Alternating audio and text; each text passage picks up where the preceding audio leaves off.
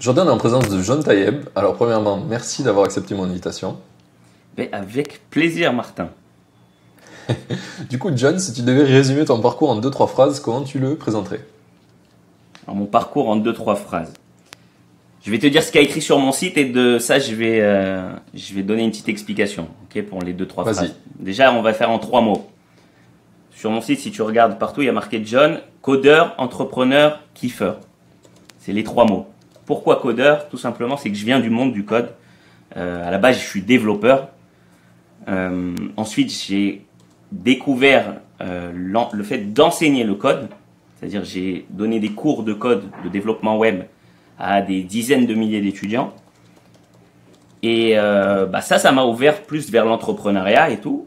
Et l'entrepreneuriat lui-même m'a permis finalement, comme j'ai pas mal automatisé beaucoup de choses dans ma vie, avec les business que j'ai créés, surtout autour justement de l'enseignement du code, ça m'a permis d'automatiser ma vie et de pouvoir me la kiffer. Parce que moi, ce qui est quand même important, une grosse partie de ma vie, c'est quand même de pouvoir profiter de la vie et de se la kiffer.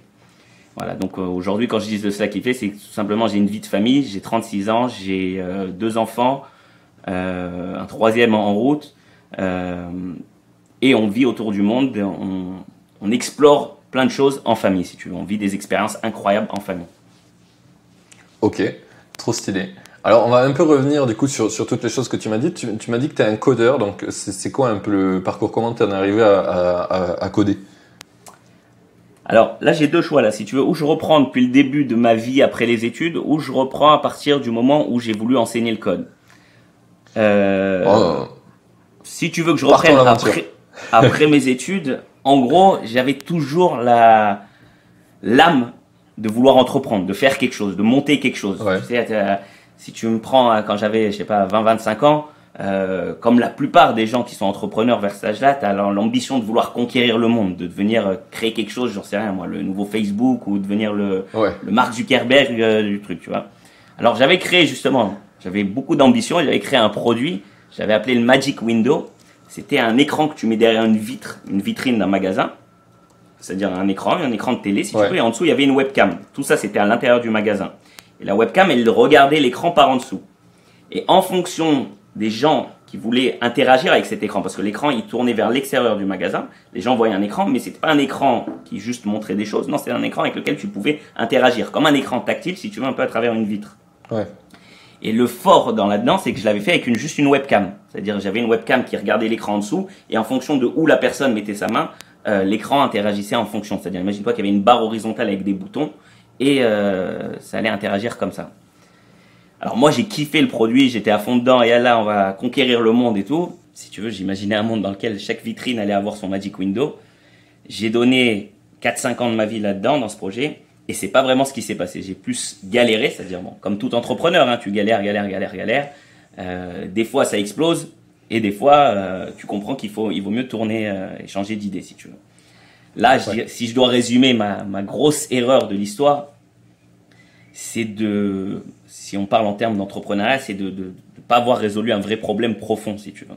C'est-à-dire que c'était plus un nice to have, c'est-à-dire les gens ils étaient contents d'avoir cet écran pendant un jour ou deux chez eux, mais personne venait interagir avec les écrans dans les vitrines des magasins, tout simplement que les gens ils ont la tête dans leur smartphone, et pas même si tu leur mets un écran tactile dans les vitrines, c'est rigolo une ou deux fois, mais peu de gens vont venir C'était en s'amuser quelle avec. année ça? Oula, c'est vieux ça, c'était vers, je sais pas, 2009, quelque chose comme ça, 2010, Ah oui, oui. quelque chose comme ça. Ce qui est drôle, c'est que probablement ton idée, un jour tu la reverras et genre ça marchera, mais ça se peut que t'étais pas dans le bon timing aussi. Il y a beaucoup, je trouve, un truc de timing. Des fois, t'as une idée, tu l'as fait, ça marche pas. 2 ans après, il y a quelqu'un qui l'a fait, ça marche. Et, bon, C'est il y a aussi possible, mais peut-être que l'exécution est meilleure, mais il y a aussi une idée de timing, je crois.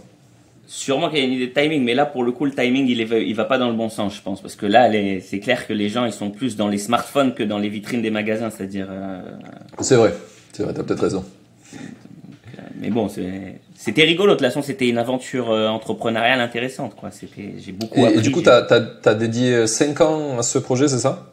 Ouais, quasiment 5 ans. Ouais. C'est-à-dire, je me Et suis tout battu. seul ou t'as eu des gens avec toi? Tout seul, tout seul. C'était en mode tout seul. C'est-à-dire, j'allais taper c'est moi qui ai créé le produit, qui ai fait le code du produit. C'est moi qui allais taper aux portes des agences immobilières. Au début, j'ai trouvé que le meilleur segment pour entrer, c'était les agences immobilières parce que eux ont déjà si tu vois les agences immobilières, ils déjà diffusent quelque chose dans leur vitrine, des biens immobiliers. Oui. Donc j'avais créé une application de catalogue pour ces biens immobiliers avec le fait que la personne peut laisser son numéro de téléphone directement sur la vitrine et tout. J'en ai vendu pas mal, mais ça a jamais explosé, quoi. C'est quoi pas mal? J'ai dû en vendre une vingtaine, trentaine, quelque chose comme ça. J'avais même trouvé un distributeur à un moment qui vendait lui-même mes produits. Et bon, tu sais, quand tu mets plein d'efforts et que tu arrives à réunir quelques clients et que tu te rends compte que bon, il n'y a pas de diffusion, c'est pas le voisin de celui qui a ça, il va l'acheter et tout ça. C'est-à-dire, tu vois que et même si tu enquêtes sur le produit, tu vois que tu l'installes, ça fait rigoler le propriétaire du magasin le premier jour. Il kiffe, il vient jouer lui avec lui toute la journée, la première journée, et après, il s'arrête, quoi.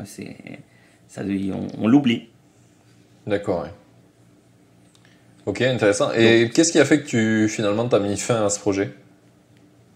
Parce que justement, je travaillais comme un dingue, que ça soit sur toutes les parties, au niveau du code. Alors, il y avait le code de la technologie, il y avait le code des applications que je développais qui étaient dans les vitrines, si tu veux. Il y avait surtout le fait de vendre, d'aller se battre pour vendre. J'étais moi-même aussi l'installateur de ce truc-là. J'allais l'installer, machin. C'était un one-man show, mais qui à un moment m'a fait me dire, bon, écoute, t'as tout donné, c'est sans regret, mais ça ne prend pas. Si j'avais senti qu'il y avait encore un espoir, j'aurais continué. Ouais. Ok. Et du coup, une fois que t'as arrêté, t'es parti sur quoi? Alors une fois que j'ai arrêté, vu que j'étais devenu pas mal bon, enfin j'avais fait aussi des études d'informatique et que j'avais pas mal codé, si tu veux, je me suis dit, moi je vivais en Israël. Je vivais pas en France à l'époque. Et en Israël, tu dois peut-être le savoir, mais tout ce qui est high-tech, il y a des super grosses boîtes là-bas qui se montent tous les jours, et ça embauche mais des tonnes et des tonnes de développeurs tous les jours, et les conditions pour les développeurs sont extra bonnes. Genre elles sont vraiment super. Imagine-toi que pendant cette période-là, je travaillais 16 heures par jour, et je gagnais des clopinettes à peine de quoi vivre. Et là, tout d'un coup, je travaille pépère quand tu choisis des grosses boîtes et pas des startups. Tu travailles tes 8-9 heures par jour en mode tu passes au ping-pong, au billard et tout ça. Et en plus, t'es payé, mais super bien.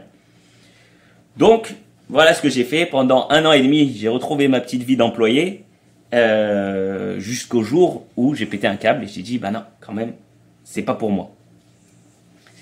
Et le jour Est-ce que tu as eu l'impression, comme moi, de rien faire pendant ce moment-là? J'ai l'impression, moi, de pas avancer, ouais. Ouais, de pas avancer, aussi de ne pas être libre, si tu veux. Moi, j'aime bien que j'étais, pendant 4-5 ans, pendant le projet de Magic Window que je t'ai raconté, c'est moi qui décidais de tout dans ma vie. Et j'étais plutôt bien organisé dans ma structure des journées, dans ma productivité, des choses comme ça. Et là, j'arrivais dans un truc où on me dictait un peu tout. Et je ressentais pas comment te dire ça, le fait que si je travaille bien, j'allais être plus récompensé. Je sais pas si tu comprends ce que je veux dire. C'est-à-dire, si, clairement. Je pouvais bosser 2 fois plus, j'allais pas gagner 2 fois plus. Alors dans toutes ces grosses c'est un peu ce boîtes, que je te disais dans la sensation, c'est que soit t'as le côté, j'arrête de bosser et tout continue pareil. Genre il se passe rien et tu bosses 2 fois plus, tout continue pareil. Tu n'as aucun impact. Exactement. Enfin, t'as la sensation de pas en avoir. Voilà. Donc bon, tout ça, à un moment quand t'es entrepreneur, c'est en toi et tout ça, vraiment tu pètes un câble, t'en as marre de ça si tu veux. Moi, je l'ai fait par dépit, tout simplement que c'était la sécurité. C'était pile au moment où je me mariais, j'avais mon premier enfant. C'était agréable si tu veux de découvrir des revenus stables. De choses comme ça, quoi. Mais au bout des 1 an et demi, j'ai fait un coup de poker. J'ai fait un coup de poker parce que ma femme venait aussi d'arriver en Israël. Elle se cherchait un petit peu qu'est-ce qu'elle allait trouver comme job, comment, pourquoi et tout ça. Et Elle moi, je vient savais. d'où, ta femme, elle venait? Elle vient aussi de France. Nous, on a Ok. grandi en France, si tu veux, mais après, on est allé vivre en Israël. Ok. Et, euh, et donc, elle aussi, elle se cherchait un petit peu quand elle est arrivée en Israël et tout.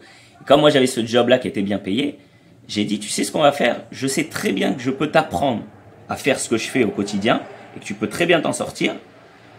Et moi, au moins, on va essayer de dupliquer, si tu veux, l'histoire. C'est-à-dire, toi, tu vas Ouais. prendre ce job-là, et moi, je vais essayer d'en trouver un autre. Comme je sais que, si tu veux, le scénario vraiment de la high-tech en Israël, il était au top du top. J'ai commencé à mettre quelques CV à droite à gauche. J'ai reçu des propositions de job encore bien meilleures que celle-là, si tu veux, très rapidement. Ah, autre chose que j'ai oublié de te dire, c'est que ce premier job, je leur ai dit, j'aimerais travailler en freelance. Non, j'aimerais travailler à la maison. Parce que j'aimais pas aller au bureau tous les jours et être prisonnier, si tu veux. Au moins, quand tu es à la maison, tu peux te permettre de travailler sur ton boulot. Et par exemple, si tu t'es libéré des heures dans la journée, eh ben, tu peux travailler sur tes propres projets à côté. C'est ce que je voulais plus ou moins recréer. Et ils n'ont pas voulu me donner ça.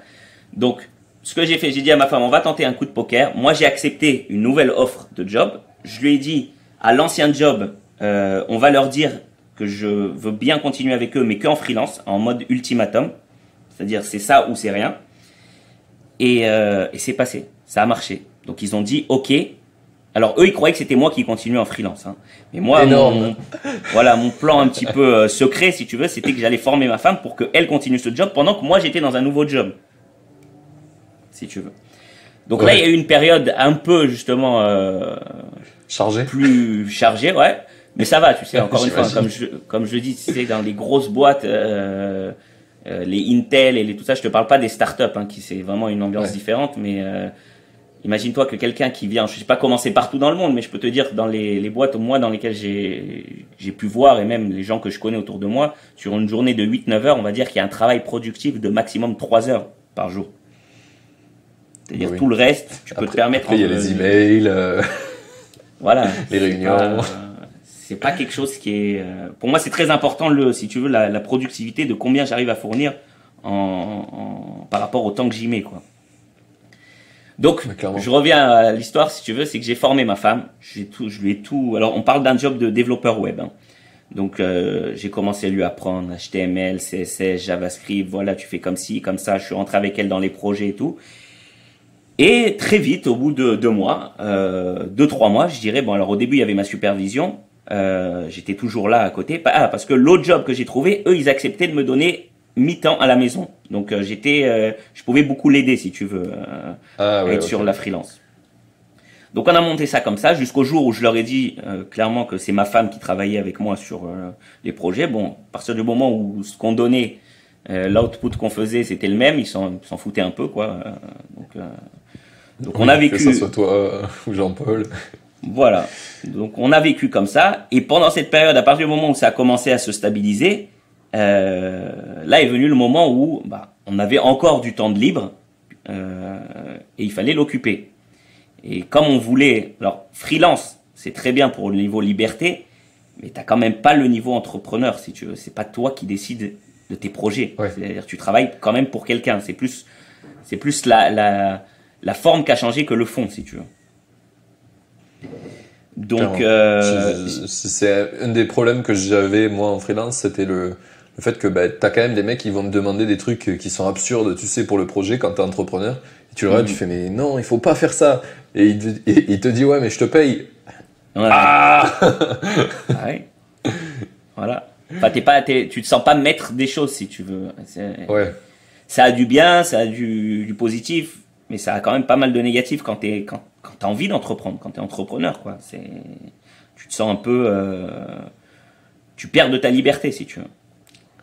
Ouais, donc c'était pile à ce moment-là que j'ai commencé à lire pas mal. Hein. Je lisais déjà, enfin un petit peu avant, mais je pense que beaucoup d'entre nous connaissent le livre La semaine de 4 heures de Tim Ferriss. Il revient en boucle dans le podcast. Bah oui, mais tu sais, c'est normal, c'est un livre qui a un impact, quoi. C'était quand même un livre pionnier sur ses idées, si tu veux, d'optimisation de temps, le fait de créer un business, ce qu'il appelle lui la muse, là, le business à côté. Et pour moi, ça a été une révélation. Tu vois, dans les personnes qui ont influencé ma vie et qui l'ont vraiment impacté, Tim Ferriss, il a eu un gros impact sur ma vie. Il a eu un gros impact sur ma vie parce que je me suis dit... Alors, c'est Tim Ferriss, mais à partir du moment où tu découvres un peu un flow, tu trouves après d'autres influenceurs, des fois plus petits, qui t'ont pas donné le déclic initial. Voilà, qui t'ont pas donné le déclic initial, mais que tu as suivi. Je sais pas si tu connais un autre influenceur qui, lui, est plus sur les business en ligne et tout, c'était Pat Flynn. Ouais. Je sais pas si tu connais, il a un site qui s'appelle Smart Passive Income. Yes. Lui aussi, j'ai pas dans la description. Voilà, je me suis beaucoup inspiré aussi de lui et je suis venu à l'idée de ok, qu'est-ce que moi je sais faire aujourd'hui? Je sais coder. Ok, qu'est-ce que je sais faire? La deuxième chose que je sais faire, c'est que je sais enseigner le code. La preuve, je l'ai formé ma femme pendant 2-3 mois et je l'ai rendue développeuse et elle gérait son job nickel quoi, si tu veux. Donc j'ai dit bah ok, on va apprendre aux gens à coder. J'ai trouvé ma niche, mon truc, j'ai dit, ok, je vais créer des cours de code, comme moi j'aurais aimé les recevoir, si tu veux. Et là, j'ai créé une formation qui m'a pris énormément de temps à créer, parce que j'avais sous-estimé, comme tout le temps, la tâche, si tu veux. J'ai créé une formation qui t'amenait de zéro, pour quelqu'un qui n'y connaît rien du tout au monde du code, qui connaît peut-être se servir juste d'un ordinateur, regarder ses mails, à devenir développeur web, si tu veux.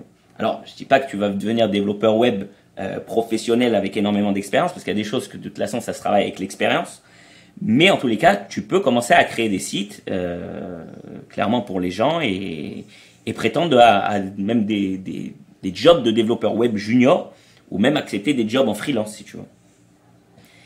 Et là j'ai créé ce que j'ai appelé enfin ça s'appelle comme ça, mais la formation complète développeur web. Okay. Et j'ai créé tout un parcours. Alors, je te dis, la formation complète développeur web, c'est plein de cours les uns à la suite des autres.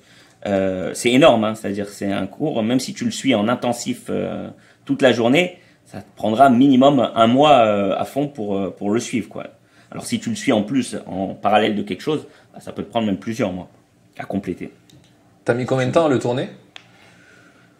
Si je mets tout bout à bout, si tu veux, j'ai eu la bonne idée de le faire par cours unitaire qui, mis les uns à la suite des autres, allaient composer la formation complète développeur web. Donc, à chaque fois, je relâchais un petit peu des trucs. C'est pas que j'ai travaillé comme un fou sur tout le truc et après, je l'ai lâché, si tu veux. C'était plus, je travaille sur un truc, j'apprends un peu du premier, le deuxième sera meilleur, mais ça sera la suite du premier, tu vois, et ainsi de suite, quoi. D'accord, oui. T'as fait des genres de chapitres et t'as vendu chaque chapitre. Voilà. Stylé. Voilà. T'as fait du livre. Et ce cours a cartonné.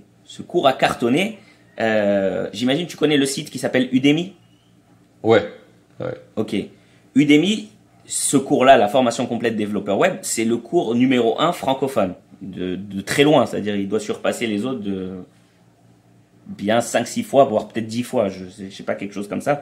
Si tu veux, c'était le cours flagship de Udemy francophone. C'est grâce à ça, en grosse partie grâce à ce cours, que Udemy a commencé à conquérir le marché francophone. Parce qu'avant, Udemy, c'était que aux États-Unis, hein, et ils ont commencé à s'attaquer au marché francophone vers les années 2016 à peu près, même 2015-2016. Et je m'étais mis, moi, justement, ils m'avaient contacté quand ils avaient vu ce que je proposais, parce que au début, moi, j'avais pas du tout Udemy dans ma tête. Je ne connaissais pas Udemy, je pensais pas à Udemy. Moi, je le proposais tout simplement sur mon propre site. J'ai un site qui s'appelle, si tu cherches apprendre à coder sur Google, tu vas tomber dessus, c'est apprendracoder.com avec des tirets. Simple. Voilà, tout simple, hein, tu sais. Alors ça, c'est petit conseil SEO pour les gens qui nous suivent. Quand tu prends une requête que tu as envie d'être placé sur cette requête, donc moi, beaucoup de gens cherchent la requête apprendre à coder. Si ton site s'appelle comme la requête, c'est un truc qui cartonne beaucoup. J'ai lu ça il n'y a pas longtemps. Il y a des gens qui conseillaient ça à fond. Ouais. Bah oui, tu sais pourquoi? Parce que je peux l'expliquer même pourquoi. C'est parce que Google, tout simplement, quand quelqu'un recherche apprendre à coder, quelqu'un par exemple qui m'a suivi sur ma chaîne YouTube, il a vu écrit apprendracoder.com partout. Il va aller sur Google, il veut en savoir plus. Il va écrire apprendre à coder. Il va pas commencer à écrire apprendre-a-coder.com si tu veux. Il va écrire juste apprendre à coder. Il va me voir quelque part dans la liste. On va dire que je suis 5e ou 10e même. Il va dire, ah voilà, c'est lui. Il va cliquer dessus. Donc, je monte en relevance, tu vois, sur la request. Et au final, tu montes jusqu'à que Google se rende compte qu'il y a énormément de gens qui cherchent à apprendre à coder. Ils tombent sur toi et donc ils décident de te placer numéro 1. Ok, t'es un smart. Ouais, non, ça a été découvert par hasard, hein, mais c'est une bonne très découverte. Bon en tout cas. Ouais. Les idées les plus simples sont souvent les meilleures. Ouais. Et donc à la base, je pensais juste faire ça sur mon site, avec un site tout simple, hein, un site WordPress avec un plugin qui permet de proposer des cours. Et après, j'ai été contacté justement par l'équipe marketing de Udemy. Alors à l'époque, justement, maintenant ils sont devenus gros, avec des grosses équipes et tout ça. Mais à l'époque, c'était plus l'esprit startup, c'est-à-dire je parlais à une personne, on était là, ok, on va faire un test, comme ci, comme ça. Ils se lançaient à peine sur le marché francophone, quoi. Ok. Et sur le marché francophone, mon site, tout ça, mon cours a explosé. Quand je te dis explosé, sur Udemy, je dois avoir, je m'approche des 100 000 étudiants, quelque chose comme ça, c'est-à-dire 100 000 personnes qui ont payé pour suivre un de mes cours, quoi. C'est pas 100 000 personnes c'est pas 100 000 abonnés sur YouTube ou quelque chose comme ça, 100 000 personnes. C'est 100 000 utilisateurs payants, quoi. Voilà. Je crois que je dois être au moment où je te parle, je dois être vers 92 000, 93 000, un truc comme ça, quoi, à peu près. Voilà. Donc, ça a cartonné sur Udemy. Ensuite, bon, alors moi Udemy, ils ont des pricing un peu agressifs. Ils mettent les cours à 10 euros, ils sont toujours en promo, tout ça. Et si tu veux, à un moment, je me suis dit, ok, j'aimerais quand même gagner un petit peu plus par utilisateur. Donc, j'ai décidé de créer une suite à mon cours avec des projets, parce qu'on me reprochait des fois que dans mon cours, on suivait trop ce que je faisais et que je donnais pas assez place à la personne à réfléchir et à le lancer lui-même sur des missions, si tu veux. Donc, j'ai créé ce que j'appelle les missions, justement. Parce que mes cours, c'est des cours très pratiques. C'est pas beaucoup de théorie et beaucoup de pratique. Dans cette formation, on crée quelque chose comme une dizaine de sites, quoi. Ok. Donc, tout simplement, une fois que je faisais le projet avec les étudiants, à la fin, je leur donne une mission dans laquelle ils doivent eux-mêmes continuer quelque part le projet, l'amener encore plus loin. Ils doivent se casser la tête. Alors, à la fin, je donne les solutions, bien sûr, mais au moins, il y a une grosse partie pratique seule de son côté. Parce que bon, quand même, on apprend beaucoup mieux quand on se casse vraiment soi-même la tête sur un projet que si on suit juste un prof en vidéo. Il n'y a plus de support, quoi. Ça y est, les tuteurs, c'est fini et tu te fais mal tout seul. Et ça, du coup, tu l'as mis sur ton site? Ça, je l'ai mis sur mon site. Voilà. Ouais. Ça, je l'ai mis que sur mon site. Et je vends maintenant sur mon site la partie premium de ce qu'il y a un peu sur Udemy, si tu veux. Et ça marche très bien aussi. Alors, le volume d'étudiants est beaucoup plus faible, mais en termes de revenus, je dois gagner un petit peu moins qu'avec mes revenus de Udemy, mais c'est quand même des beaux revenus, quoi. Surtout que ce qui est fort là-dedans, c'est que c'est complètement passif. Moi, j'ai enregistré les vidéos et je te parle, ça fait 4 ans que ça tourne.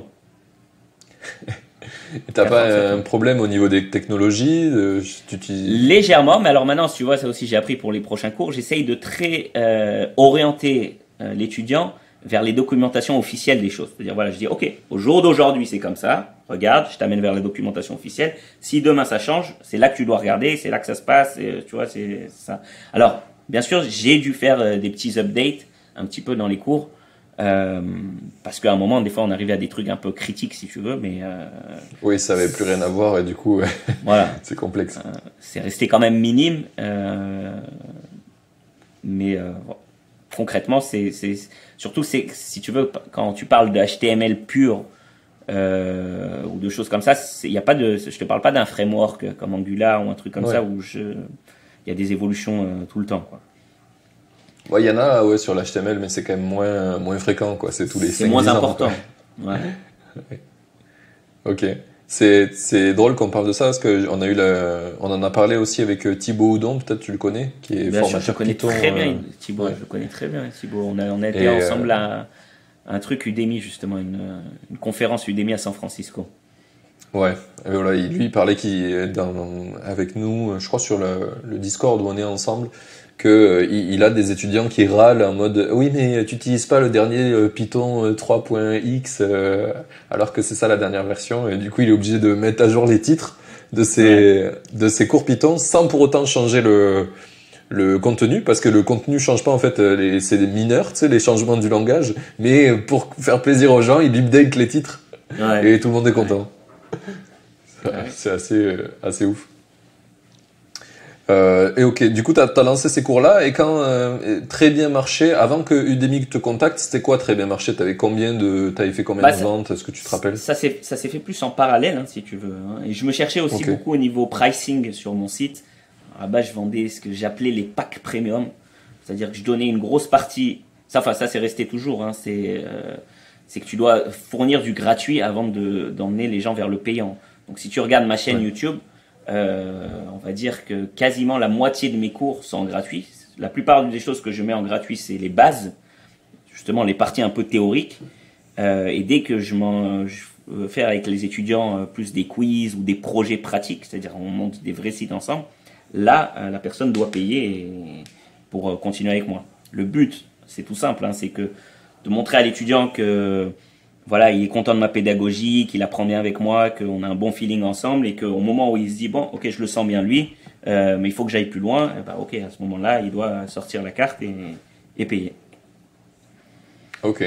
Si tu veux. Donc du coup là, vas-y. Ouais, non, je voulais juste te dire, mes canaux d'acquisition pour mes cours en ligne, ça a été que du gratuit. Pas aucun truc payant sur mes cours en ligne. Ok, ouais, t'as jamais fait de Google Ads ou des trucs comme ça? J'avais fait à une période, ça pendant 2 semaines, justement pour sentir l'ambiance, si tu veux, un peu de Google Ads, un peu de Facebook Ads.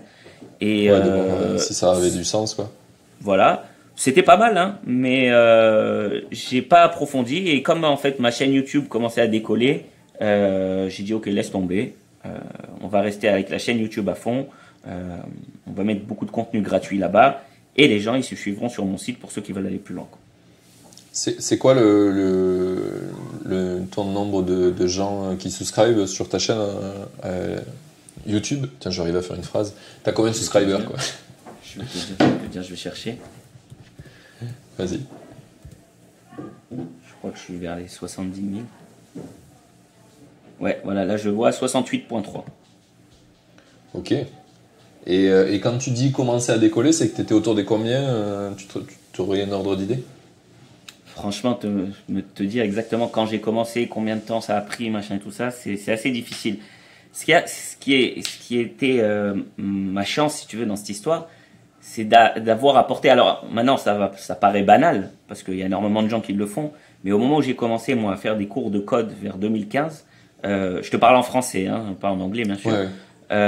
Quelqu'un qui amenait des cours et qui rendait un peu. J'essaye dans mes cours de les rendre, mais très décontractés.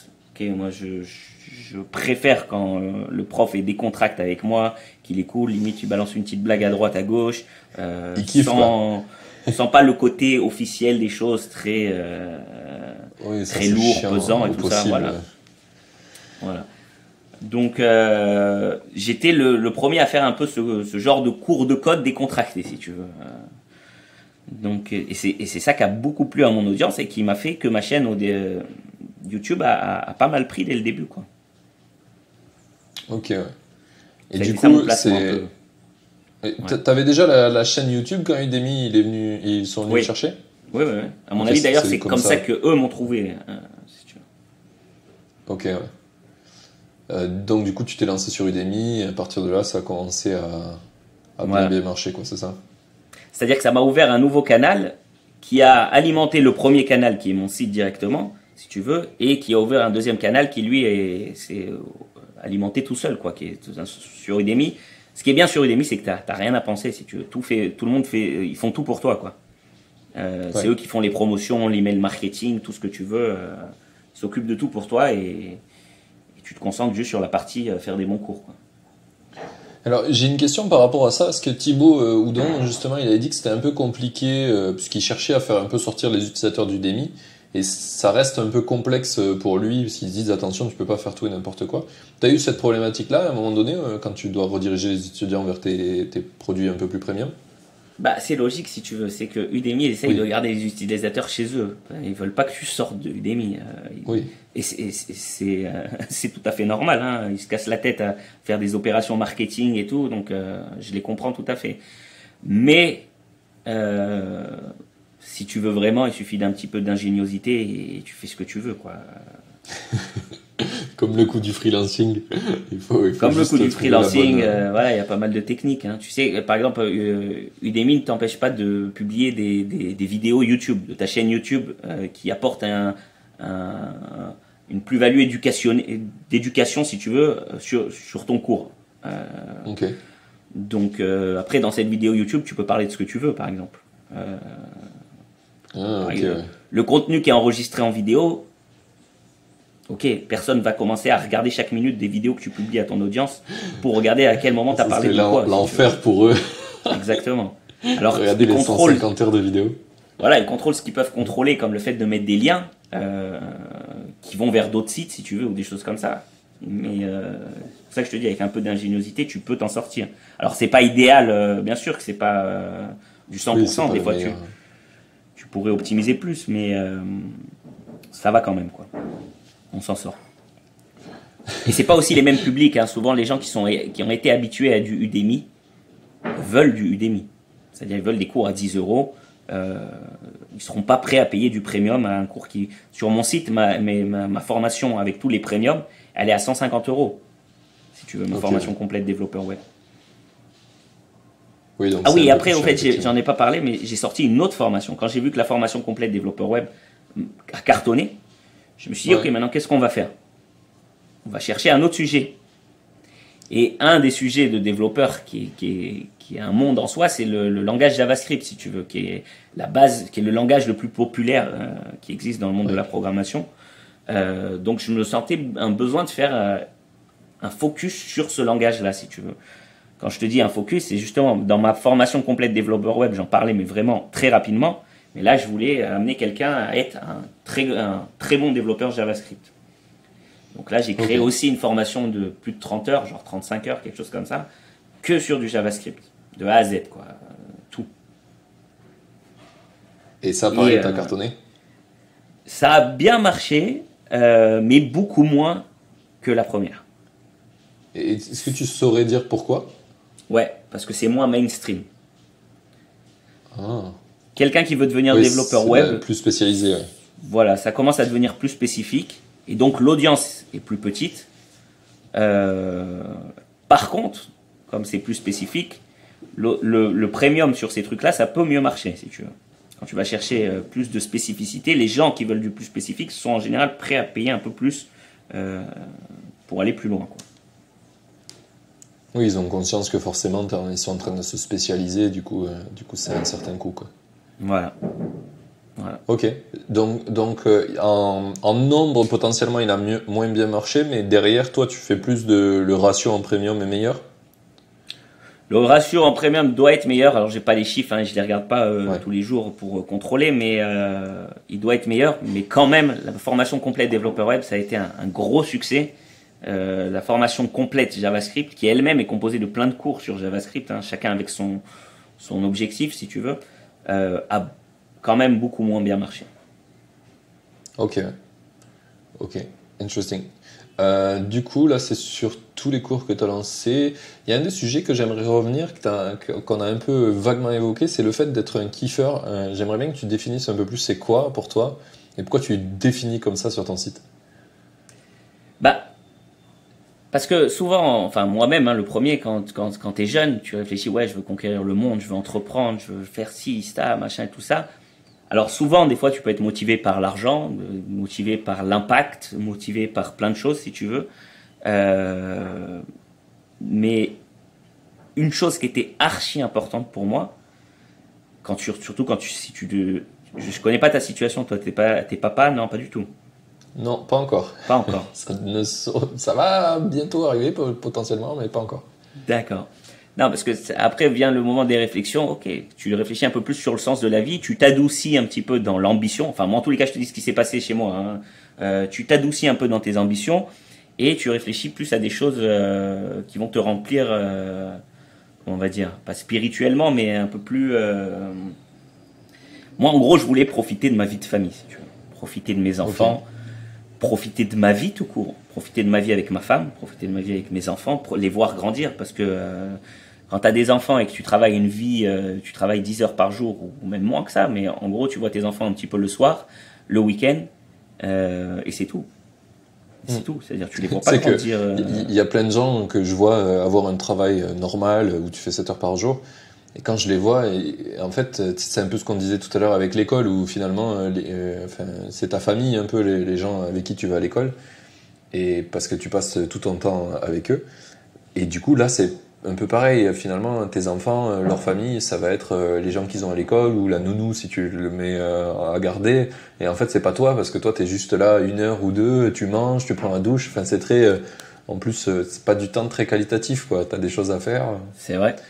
T'as la tête ailleurs. T'es pas forcément. Ouais, et je trouve ça ultra dur et incompréhensible qu'il y ait trop de gens qui disent bah si, je vais faire des enfants et je vais continuer à bosser pareil.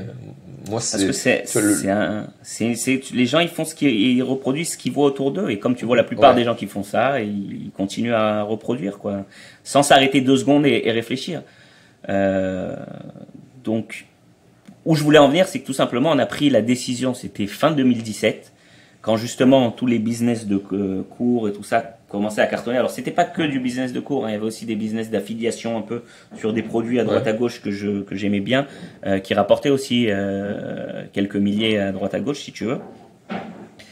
Et on a pris la décision avec ma femme de dire ok, on travaille, on est dans notre chez nous, on est avec notre ordinateur. Les cours, on se rend compte, on a optimisé tout ce qu'on pouvait optimiser, hein, c'est-à-dire l'email marketing avec tu sais, des automations, là, que ça envoie des emails tout seul et des choses comme ça.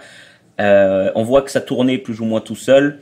La seule chose à la rigueur qu'il fallait produire et continuer à garder, à développer le trafic, c'était les vidéos YouTube. Mais on a dit concrètement, ce qu'on fait aujourd'hui, on peut le faire partout dans le monde. On a juste besoin de notre ordi et c'est tout. Au moment où vous êtes dit ça, vous étiez toujours en Israël ? Oui, c'est toujours en Israël. Donc, décembre 2017 vient le gros déclic. Alors, on a eu la chance, hein, tu sais, c'est un déclic de vie que souvent les gens prennent quand il arrive quelque chose de grave. J'en sais rien, moi, que c'est vrai. Ils perdent quelqu'un, ou ils ont subi une maladie, ou un truc, tu vois, comme ça. On a eu la chance de pouvoir prendre ce genre de décision un peu folle, alors qu'il nous est rien arrivé. Au contraire, on était très bien. Donc, on a dit, on quitte tout. Alors, on s'est mis un filet de sécurité en disant que on quitte tout avec la possibilité de revenir à la même situation exactement 1 an plus tard. Ok. Et on voit ce que ça donne. On part en mode autour du monde, si tu veux. Ah, je te l'ai pas dit. À un moment, tu m'as demandé quelles sont les personnes qui m'ont inspiré ou qui ont eu un impact sur ma vie. Donc la première, je t'avais dit Tim Ferriss. La deuxième personne qui a eu un impact puissant dans ma vie, enfin c'est pas qu'une personne, c'était plus une famille. Si tu les cherches sur YouTube, il s'appelle la Bucket List Family. Ok. Je crois savoir de quoi ça parle. Voilà, bah c'est des gens qui vivent leurs rêves aussi autour du monde. Quand je te dis leurs rêves, dans l'idée c'est simple, hein, c'est de se poser 2 secondes avec soi-même, sa femme, même ses enfants, et de faire une liste. Qu'est-ce que tu aimerais faire dans ce monde ? Voilà, demain tu as tout l'argent du monde, tu n'as pas besoin de courir après l'argent. Qu'est-ce que tu as envie de faire ? Quelles sont les expériences que tu as envie de vivre ? Et alors on a commencé avec chacun à faire nos listes. Alors pour moi je suis un grand passionné de mer. Ça tourne énormément autour de la mer. Que ce soit nager avec les baleines, plonger avec les grands requins blancs, tu vois, des choses comme ça. Ouais. Et on a fait chacun nos listes. Et on a dit, ok, maintenant, on part pour une vie où on accomplit nos rêves. On y est. On y va à fond. On passe de pays en pays et on accomplit chacun des points de nos listes, si tu veux. Et donc là, on s'est mis à voyager en mode intensif. C'est-à-dire, on restait à chaque fois dans chaque destination quelque chose comme 2-3 semaines. Et depuis, on continue à vivre cette vie. Alors, on s'est un petit peu apaisé. Au début, là, si je te parle, ça fait quoi ? Ça fait pratiquement 4 ans. Ouais, on a fait fin 2017, ça fait 3 ans et demi qu'on vit cette vie. On a vécu dans plus de, je crois, on est à 24 pays, quelque chose comme ça. C'est pas mal, ouais. C'est pas mal, ouais. Voilà. Mais on a eu la chance de vivre des expériences de folie avec nos enfants. Je te dis des expériences de folie. J'ai mon fils, imagine-toi, quand il avait 4 ans, il était dans une cage avec moi en train de regarder les grands requins blancs avec un régulateur dans sa bouche. À 4 ans, je sais pas si tu t'imagines, c'est-à-dire c'est... J'imagine lui, quand il devra faire sa bucket list, ça va être voilà. Voilà. Donc, pour moi, c'était important, si tu veux, cet aspect-là aussi de la vie, de dire, ok, j'ai créé des business, ça tourne pas mal, j'ai envie de prendre un petit peu de temps pour profiter de la vie, si tu veux. Et profiter de la vie et pour soi-même et pour profiter en famille, si tu veux. Donc, ta femme, elle a continué à faire du freelance ou ah oui, comment? oui. Donc, ce qu'on gérait pendant ce voyage et ce qu'on continue même au jour d'aujourd'hui à gérer, c'est quoi? C'est nos business en ligne et la freelance. On a toujours une freelance qui nous rapporte pas mal d'argent, si tu veux, avec très peu de contraintes. Donc, on l'a gardée pour l'instant et on la continue, quoi. D'accord. C'est toujours le tout premier, toute première boîte? Exactement. C'est toujours le trop poker, stylé. comme je t'ai dit. Ah, ça c'est beau. Avec le temps, ils sont super satisfaits. Ouais, avec le temps, tu deviens aussi surtout un peu indispensable. Si tu veux, quand tu as tes mains dans tout le code de l'entreprise à un moment, c'est un peu, ils ont besoin de toi, quoi. C'est toi qui connais beaucoup de choses là-bas, donc ils peuvent pas se séparer de toi comme ça de toutes les façons. Donc, c'est énorme que tu parles de ça parce que du coup j'ai pas pris le temps de te le dire parce que c'était vraiment intéressant ce que tu disais, mais ma compagne, elle était maîtresse des écoles, elle a changé pour devenir développeuse. Ah oui. Elle est dans une boîte, une start-up, et il y a 2 jours ou hier, ils lui ont dit franchement c'est trop bien ce que tu fais, on kiffe vraiment bosser avec toi. Et du coup au début ils voulaient qu'elle vienne à Paris avant le Covid, et il y a eu le Covid et du coup ils lui ont dit bon ben on va faire à distance pour le moment. Puis le Covid a continué, et bref, elle est à distance et maintenant on peut faire ce qu'on veut. Et maintenant, ils se rendent compte qu'en fait, ils sont un peu dans une situation où ils ont trop besoin d'elle et du coup, ils peuvent pas dire non, tu vois, quand elle demande des choses, ben, elle les a parce qu'elle est importante pour eux, quoi. Ah oui. Ah oui. Bon, après ça, il faut la jouer fine des fois, même demander des augmentations ou des machins quand tu sens que tu as accompli un bon travail. Là, c'est le moment de. Faut pas hésiter. Ben, là, l'idée, par exemple, qu'on a discuté aujourd'hui, c'était, tu vois, moi, je fais de moins en moins de freelance et je compte de moins en moins en faire pour être de plus en plus libre. Et du coup, ça serait qu'elle fasse péter un jour déjà de ses journées de salariat, quoi, et qu'elle en ait un de moins, et puis dans 2 ans un de moins, et puis un jour plus du tout, quoi. Bah, très bien. Toi, tu fais de la freelance développeur aussi? Ouais, je suis pas je suis freelance CTO, tu vois, j'aide sur plein de sujets, tu vois, je sais faire plein de choses en dev, du coup j'aide sur plein de trucs. J'ai une boîte où je suis cofondateur qui est en train d'aller lever des fonds et donc je me pose des questions si je veux vraiment aller dans cette direction. À l'époque où le podcast sortira, on saura la réponse. Ouais. Mais voilà, et à côté, je fais du freelance parce que ma boîte, elle a pas de revenus encore suffisamment, enfin, elle a plus de revenus suffisants. Une très longue histoire, mais en gros, on faisait du service, on a arrêté de faire du service, donc il y a moins de cash dans la boîte et on vend un produit maintenant. Donc voilà, à côté, je fais du freelance. Et la direction que je prends de plus en plus, c'est d'arrêter de bosser pour les autres ou même dans un projet où je suis associé et de faire vraiment des trucs en indépendant à fond, quoi. Parce que on est dans la même direction de vie. Hein. Je pense que perso, je vais clairement moi, dire d'écouter tout le podcast. Perso, pour moi, c'est archi important ma tranquillité d'esprit. Et si tu m'amènes le fait de gérer des équipes, des gens, c'est tout de suite, j'ai ma tête qui est remplie casse-tête. Tu vois, ça connote casse-tête, compliqué, machin, tout ça. Donc moi, je préfère monter mes petites choses seul de mon côté et essayer de leur donner le maximum d'impact et arriver à les gérer comme ça. C'est-à-dire au jour d'aujourd'hui, je te parle, moi et ma femme, on est les deux seuls dans l'équipe, quoi. C'est-à-dire ma femme, c'est elle qui fait les montages vidéo, c'est elle qui répond au support des fois parce qu'il y a quand même un peu de support à suivre dans les cours. Ouais. Et puis voilà, quoi. C'est-à-dire on suit ça comme ça et ça se passe au top. Le boulot en freelance, c'est moi qui le fais. Ok. Ah, tu fais toujours du freelance, c'est cool. Je fais toujours du freelance, ouais. Bah parce que justement, si on recherche l'efficacité et productivité, je suis un peu plus rapide, donc si tu veux, donc ça va mieux comme ça. Tant qu'on décide de garder cette freelance. Ok, ouais. En off, tout à l'heure, on parlait un peu du temps que tu dédies à tes projets versus le temps que tu dédies à ta famille. C'est quoi un peu le ratio actuellement? Voilà, alors là, j'ai une vie de... Franchement, en ce moment, semi-retraité. C'est-à-dire, quand je te dis semi-retraité, je bosse peut-être, je sais pas, 8-9 heures à 11h midi, après le repas de midi, et après, c'est fini, quoi. Tu fais juste les matinées, quoi. Ouais, mais c'est encore une fois, c'est-à-dire c'est pas forcément ce que j'ai envie qui va rester sur le long terme. Je suis très ça marche par projet si tu veux. Là c'est en ce moment, tu me demandes pile en ce moment, c'est comme ça. Des fois je peux avoir un twist, tout d'un coup je vais me mettre une semaine à fond sur quelque chose. Je te donne un exemple, la semaine dernière, j'ai commencé à me dire ok, bon, il y avait tout ce qui se passait avec les cryptos, enfin ce qui se passe toujours avec les cryptos. Ouais. J'ai dit j'ai envie de m'y mettre à fond. J'ai envie d'arriver à... Parce qu'à un moment, tu commences peut-être à amasser un petit peu d'argent, tu te dis, ça serait pas mal si l'argent travaillait et te ramenait de l'argent, si tu veux. C'est ça. Donc, j'ai commencé à m'intéresser au robot qui trade les cryptos, quoi, si tu veux. Et alors, j'ai consommé énormément de contenu sur YouTube, tout ce qui existait sur le sujet, tout ça. Je suis devenu assez calé sur le sujet. Et au jour d'aujourd'hui, maintenant, c'est une des petites tâches que je suis un petit peu. Je me suis mis des petits trucs à suivre et je suis mes robots qui commencent à faire le truc. Donc ça, pendant une semaine en concentré, je me suis mis à fond dessus. Et après, j'ai relâché, quoi, tu vois. Ouais, je comprends. C'est rigolo, tu parles de ça, mais tout à l'heure, tu m'as dit, tu fais des trucs en freelance, et le truc que je fais en freelance en ce moment, c'est un mec qui m'a recruté pour l'aider à structurer. C'est un mec qui a bossé dans la finance, donc il sait quoi faire en finance pour que ça soit bon en crypto. Et il le reproduit, et moi je l'aide à structurer le code pour que ça soit vraiment solide, tu vois, parce que il est moins compétent en code qu'en finance. Il avait ses algorithmes sur la bourse normale et il veut les passer un peu en mode crypto, quoi, en gros. C'est ça, mais il les a déjà codés, il a des algos qui marchent, il est devenu millionnaire avec ça, donc ça marche plutôt pas mal.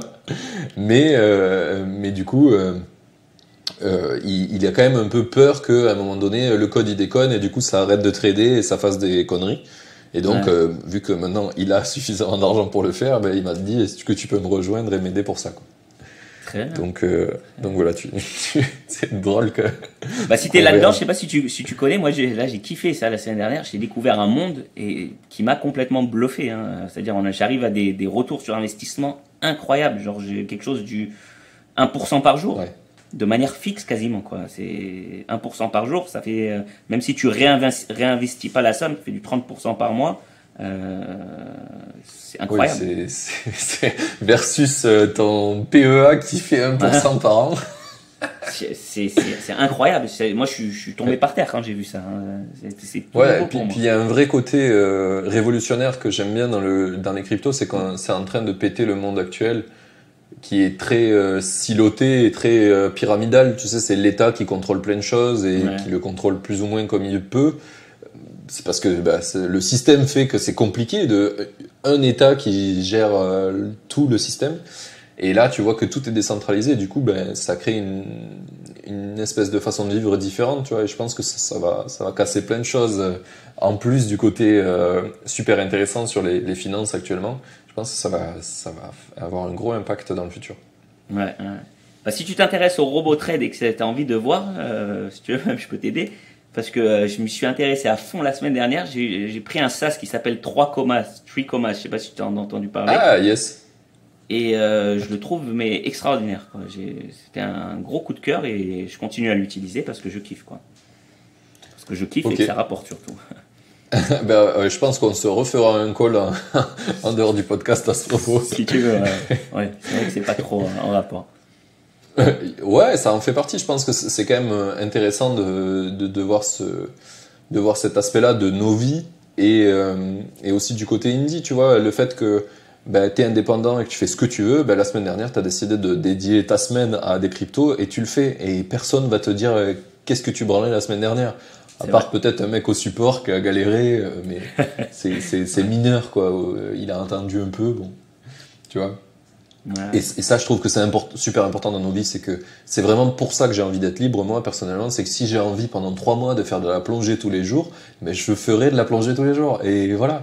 Et ça, quand t'es employé, fais-le, mais t'es plus payé, tu reviens, c'est pas pareil, c'est plus complexe, quoi. C'est sûr. Regarde, moi là je te parle cet après-midi, là je vois le soleil et au beau fixe, je vois mon kayak là qui est en bas de terrasse, je vais le prendre, je vais aller me faire une session de spearfishing. Tu sais quoi spearfishing? Non, c'est quoi? C'est la pêche au harpon, c'est-à-dire que tu as la plongée en bouteille et tu as la plongée en apnée. Alors quand plongée en apnée, ça veut dire que tu vas sous l'eau tout simplement avec ton souffle. Tu vas sous l'eau. Ouais. Alors si tu fais ça et si tu prends en plus un harpon, tu peux aller pêcher des poissons comme ça en mode sous l'eau. Et ça, et après tu manges ça le soir. C'est une passion pour moi. Ah, si je te montre là, le frigo, il est plein de poissons. Je peux te le montrer là. Hier, j'ai chopé un barracuda. Pas mal. Stylé. Bah, c'est bien, en plus, ça te permet de manger local. Voilà. C'est super important. Non, c'est sympa. C'est sympa. Ok. Trop bien. On va revenir un petit peu sur mes questions. Je pense que ça fait 46 minutes qu'on parle, c'est pas mal. On va peut-être attaquer un petit peu mes questions de deuxième partie. Attends, avant qu'on aille sur la partie 2, est-ce que tu as dans les trucs que tu as lancé un truc qui n'a pas du tout marché? Un truc que tu as essayé? J'en ai eu. Alors, on a eu le Magic. Voilà, ouais. le Magic Window dont je t'ai parlé.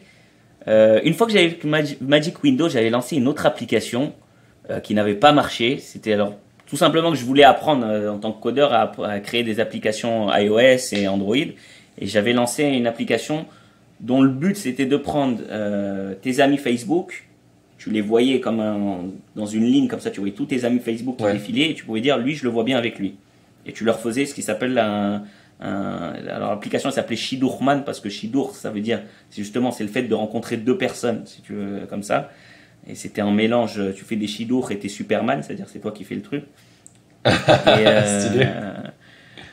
Alors ça aussi ça n'a pas marché, mais alors ça pour le coup je peux pas imaginer que j'avais pas la prétention de vouloir le faire marcher plus que ça parce que là c'est, si tu veux, c'est pas un projet qui est très facile à rendre indie quoi.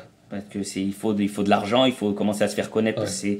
C'est des choses que si tu veux que ça marche, il faut que tu aies beaucoup d'utilisateurs. Et donc, quand il faut que tu aies beaucoup d'utilisateurs, il faut que tu aies du budget pour pour te faire connaître au moins au départ, quoi. Ouais, ou alors il faut que tu aies énormément d'argent d'avance, parce qu'en général, on n'a pas. Voilà. Ok, très bien. Donc ça aussi, ça n'a pas marché, quoi. Mais bon, c'est pas, je comprends. C'est pas voulu le faire marcher plus que ça non plus. Ouais, il y a beaucoup un truc comme ça où quand tu te rends compte que tu fais le projet, en fait, c'est soit ça te plaît pas finalement tant pour y passer du temps, ou alors tu t'as pas vraiment vocation à vouloir le faire marcher. Enfin, je sais que j'ai fait 2-3 projets comme ça où je me suis dit ça pourrait marcher, mais il faut mettre cet effort-là et j'ai pas envie de le mettre. Ouais.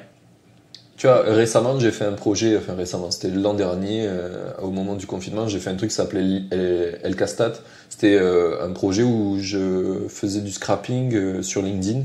Donc tu le mets, c'est une extension Chrome, et ça récupère tes données sur tes posts LinkedIn, et ça te construit un dashboard avec tes stats de tous les posts que tu as fait, parce qu'il y a des gens qui se servent de LinkedIn pour vendre, tu sais, comme Facebook ou Insta ou YouTube. Et les stats, elles sont pourries sur LinkedIn. C'est vraiment, ça te dit, t'as tant de likes, tant de commentaires, quoi, et tant de vues. Tu sais pas c'est quoi l'évolution, la tendance, enfin le minimum, quoi. Et du coup, j'ai fait ça. Et c'était trop bien. Il y a plein de gens qui m'ont dit, putain, c'est trop cool, sauf que toutes les semaines, LinkedIn, ils changent leur site, ça casse tout. Du coup, j'ai plus de stats. Et je me suis posé la question, je me suis dit, est-ce que j'ai vraiment envie de courir après LinkedIn pour faire des mises à jour sur un truc où...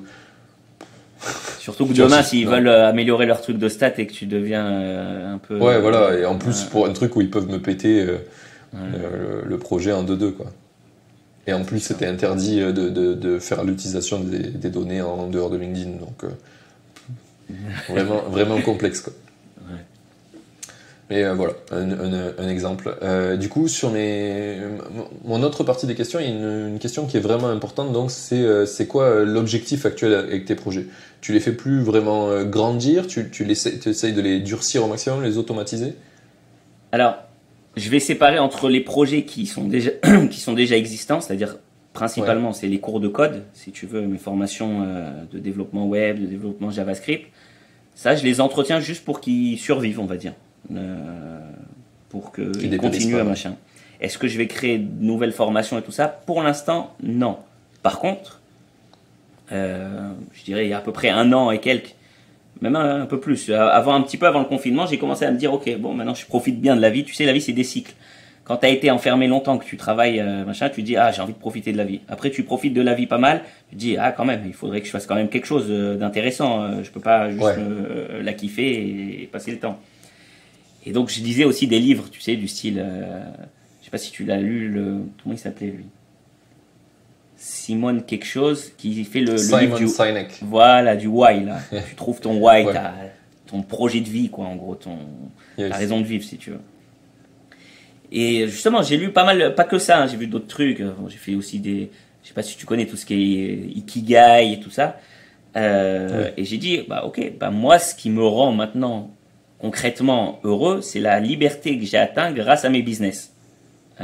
Et je me dis, ok, bah moi j'aimerais aider les gens à atteindre cette liberté grâce à leur business. J'imagine sûrement que ça rejoint exactement ce que toi tu veux faire aussi. L'esprit maker, c'est ça. C'est ça l'esprit maker. Bah, à un moment, c'est-à-dire quand tu découvres un peu l'Amérique, tu as envie de le partager avec les gens si tu veux. Tu as envie de dire, ok, bah regardez ce qui se passe là. Parce que la plupart des gens qui sont dans une vie classique ne peuvent même pas s'imaginer qu'en créant des business, ils peuvent atteindre la liberté et vivre la vie qu'ils ont envie de vivre, quoi, après. Donc, je me suis lancé, finalement, comment ça s'est traduit tout ça? Ça s'est lancé par un nouveau projet que j'ai appelé French Maker, justement, le français, parce que les cours sont en français, et maker, parce que c'est des cours pour devenir maker, pour faire des projets, alors que ça peut être dans tous les sens, hein, quand je dis des projets, c'est orienté très business en ligne, façon indie, si tu veux, où tu fais toi-même seul ton projet devant ton ordi, sans grosses équipes ou des choses comme ça, si tu veux. Et j'ai commencé à, comme j'avais fait la formation complète développeur web où je prenais quelqu'un de zéro et je l'amenais à être développeur web, à terme, je dis à terme parce que j'en suis toujours pas là, hein, j'en suis loin même de là si tu veux, ça aurait été de prendre quelqu'un de zéro et de l'amener à être entrepreneur en ligne, appelle ça un peu comme tu veux, maker, tout ce que tu veux, à succès. Et surtout, pour moi, vu que c'est une des choses qui me spécifie un peu, que c'est le fait de kiffer, donc de mettre aussi le focus sur le fait d'y passer le moins de temps possible, d'être efficace si tu veux dans ta façon de faire et de viser beaucoup la liberté, quoi. C'est-à-dire si tu as envie de travailler et que ce que tu fais te rend heureux, tant mieux. Et vas-y, mets autant de temps que tu veux, ça s'appelle un kiff, ça s'appelle plus forcément du travail. Mais si des fois ça te rend pas heureux, mais que c'est juste un moyen pour obtenir plus de liberté, et ben là ton objectif c'est la recherche de la productivité aussi au maximum. Et de l'optimiser. Voilà. Donc j'ai commencé ce site French Maker et j'ai commencé à créer des cours dans le but de prendre quelqu'un de zéro et de l'amener à devenir un maker. Donc pour l'instant j'ai 2 formations dessus. Une qui s'appelle Idée Startup sur mesure. Je peux en parler là ou... Oui, vas-y, bien sûr. Une qui s'appelle Idée Startup sur mesure et une qui s'appelle Niche Zéro Concurrence. Et là en ce moment je te parle, j'essaye de travailler... Alors, j'ai un peu de mal, hein, des fois, à m'y mettre, hein, en toute honnêteté. Mais je travaille sur la 3e formation, le marketing pour les gens carrés, justement. Pour les gens qui veulent comprendre les trucs à droite, à gauche. Parce que quand tu es développeur, c'est tout ce qui est marketing, tout ce qui est vente, des fois, ça te fait un peu peur et t'aimes bien comprendre les choses de manière très carrée, si tu veux. Donc, j'essaye de rendre ça très carré, si tu veux. Ben, je pense que tu touches le principal problème des communautés où je suis en ce moment sur les indie makers, c'est qu'à chaque fois tu as des mecs qui sont super bons, ils font des trucs techniquement irréprochables et après marketing disparition. Voilà. Malheureusement, tu es obligé d'être bon si tu veux cartonner. T'es obligé, ça fait partie du truc. Tiens, tu me parlais de citation, il y a une citation qui dit bref, en gros, tu dois savoir 2 choses dans ta vie. Construire et vendre, c'est tout. Si tu maîtrises les 2 à fond, ben, tu cartonnes. Ouais. Je n'arrive pas à la retrouver, mais c'était de... comment il s'appelle? Nedal Ravikant, ou un truc comme ça. Le fameux. Ouais. C'est le mec qui a créé Angel List. Ouais. Bah, tu te rappelles, tu vois la citation que je cherche ou tu la... Je saurais pas la redire parce qu'en plus c'est en anglais, donc on fait une traduction dans notre esprit, mais... Ouais, clairement, je vois très bien, quoi. T'as 2 choses à savoir dans la vie, c'est vendre et créer quelque chose, quoi. Et à partir de là, t'es ready pour tout. Voilà. Donc moi, j'ai créé des formations dans le but, si tu veux, d'amener quelqu'un à devenir maker. Alors, la première formation Idée Startup sur mesure, c'est justement comment arriver à comprendre un peu qui tu es. Parce que la plupart des gens ne se connaissent même pas. Qu'est-ce qu'ils aiment, qu'est-ce qui les attire, qu'est-ce qu'ils ont envie de faire, quels sont ces sujets qui les passionnent. Parce que quoi qu'il se passe, un business, c'est des embûches, c'est des difficultés. Donc, si t'aimes pas ce que tu fais, à un moment, tu vas lâcher, quoi. Beaucoup plus facilement, en tous les cas, que si t'es passionné par ce que tu fais. Donc, j'essaye vraiment d'allier ce côté, trouver une idée de start-up sur mesure, pour moi, quoi. Pas quelque chose parce que je sais qu'il y a de l'argent à faire là-bas ou parce que je sais qu'il y a un besoin et que ça va cartonner. Non, mais c'est focus sur moi, si tu veux. Et la deuxième, c'est niche zéro concurrence. C'est tout simplement de se dire, ok, t'as bien réfléchi, t'as une idée, machin, tout ça. comment tu prends concrètement ton ordinateur et que tu cherches qu'est-ce qui existe sur le domaine et tu essayes de trouver ton positionnement pour que ton idée soit plus précise et pour que tu te crées ce fameux océan bleu et pas océan rouge, que tu sois seul sur ce que tu veux proposer, quoi. Tu veux pas arriver à un truc où il y en a déjà 10 qui font comme toi, surtout s'il y en a qui réussissent, qui ont déjà pris énormément de volume et de place. Tu préfères être tout seul dans ton coin, quoi. C'est drôle que tu parles de ça parce que des fois, les gens se rendent pas compte que l'océan bleu, ça se trouve sur plus ou moins n'importe quel marché. C'est juste comment tu vas trouver ta proposition de valeur. Un exemple que j'ai en tête là actuellement, c'est les analytics. Tu vois, il y a des millions de solutions d'analytics. Pourtant, il y a des mecs, il y a pas longtemps, je sais pas, ça fait 8 mois, un truc comme ça, qui ont créé des solutions payantes d'analytics, donc Google Analytics pour ton site, qui est payante, mais privacy first. En gros, ils se sont dit, ok, Google Analytics, c'est que tu te retrouves avec des pubs, enfin tu nourris Google, etc. Il y a des gens qui n'aiment pas Google, nous on n'aime pas Google, donc du coup on fait de l'analytics qui fait que les utilisateurs ils sont anonymes, mais tu vois quand même des stats de ton site. Les mecs ils ont lancé ça il y a 8 mois, et là ils sont à 10 000 clients payants je crois. Ah bah oui. Je suis client payant aussi. Ah ouais. et c'est ouf parce que là ils ont un océan, tu vois, ils sont les seuls quand enfin maintenant il y a des gens qui l'ont copié, mais quand ils l'ont lancé c'était tout seul. Donc du coup bah forcément plein de gens sont touchés par ce message. Enfin je pense que la privacy c'est un truc qui devient de plus en plus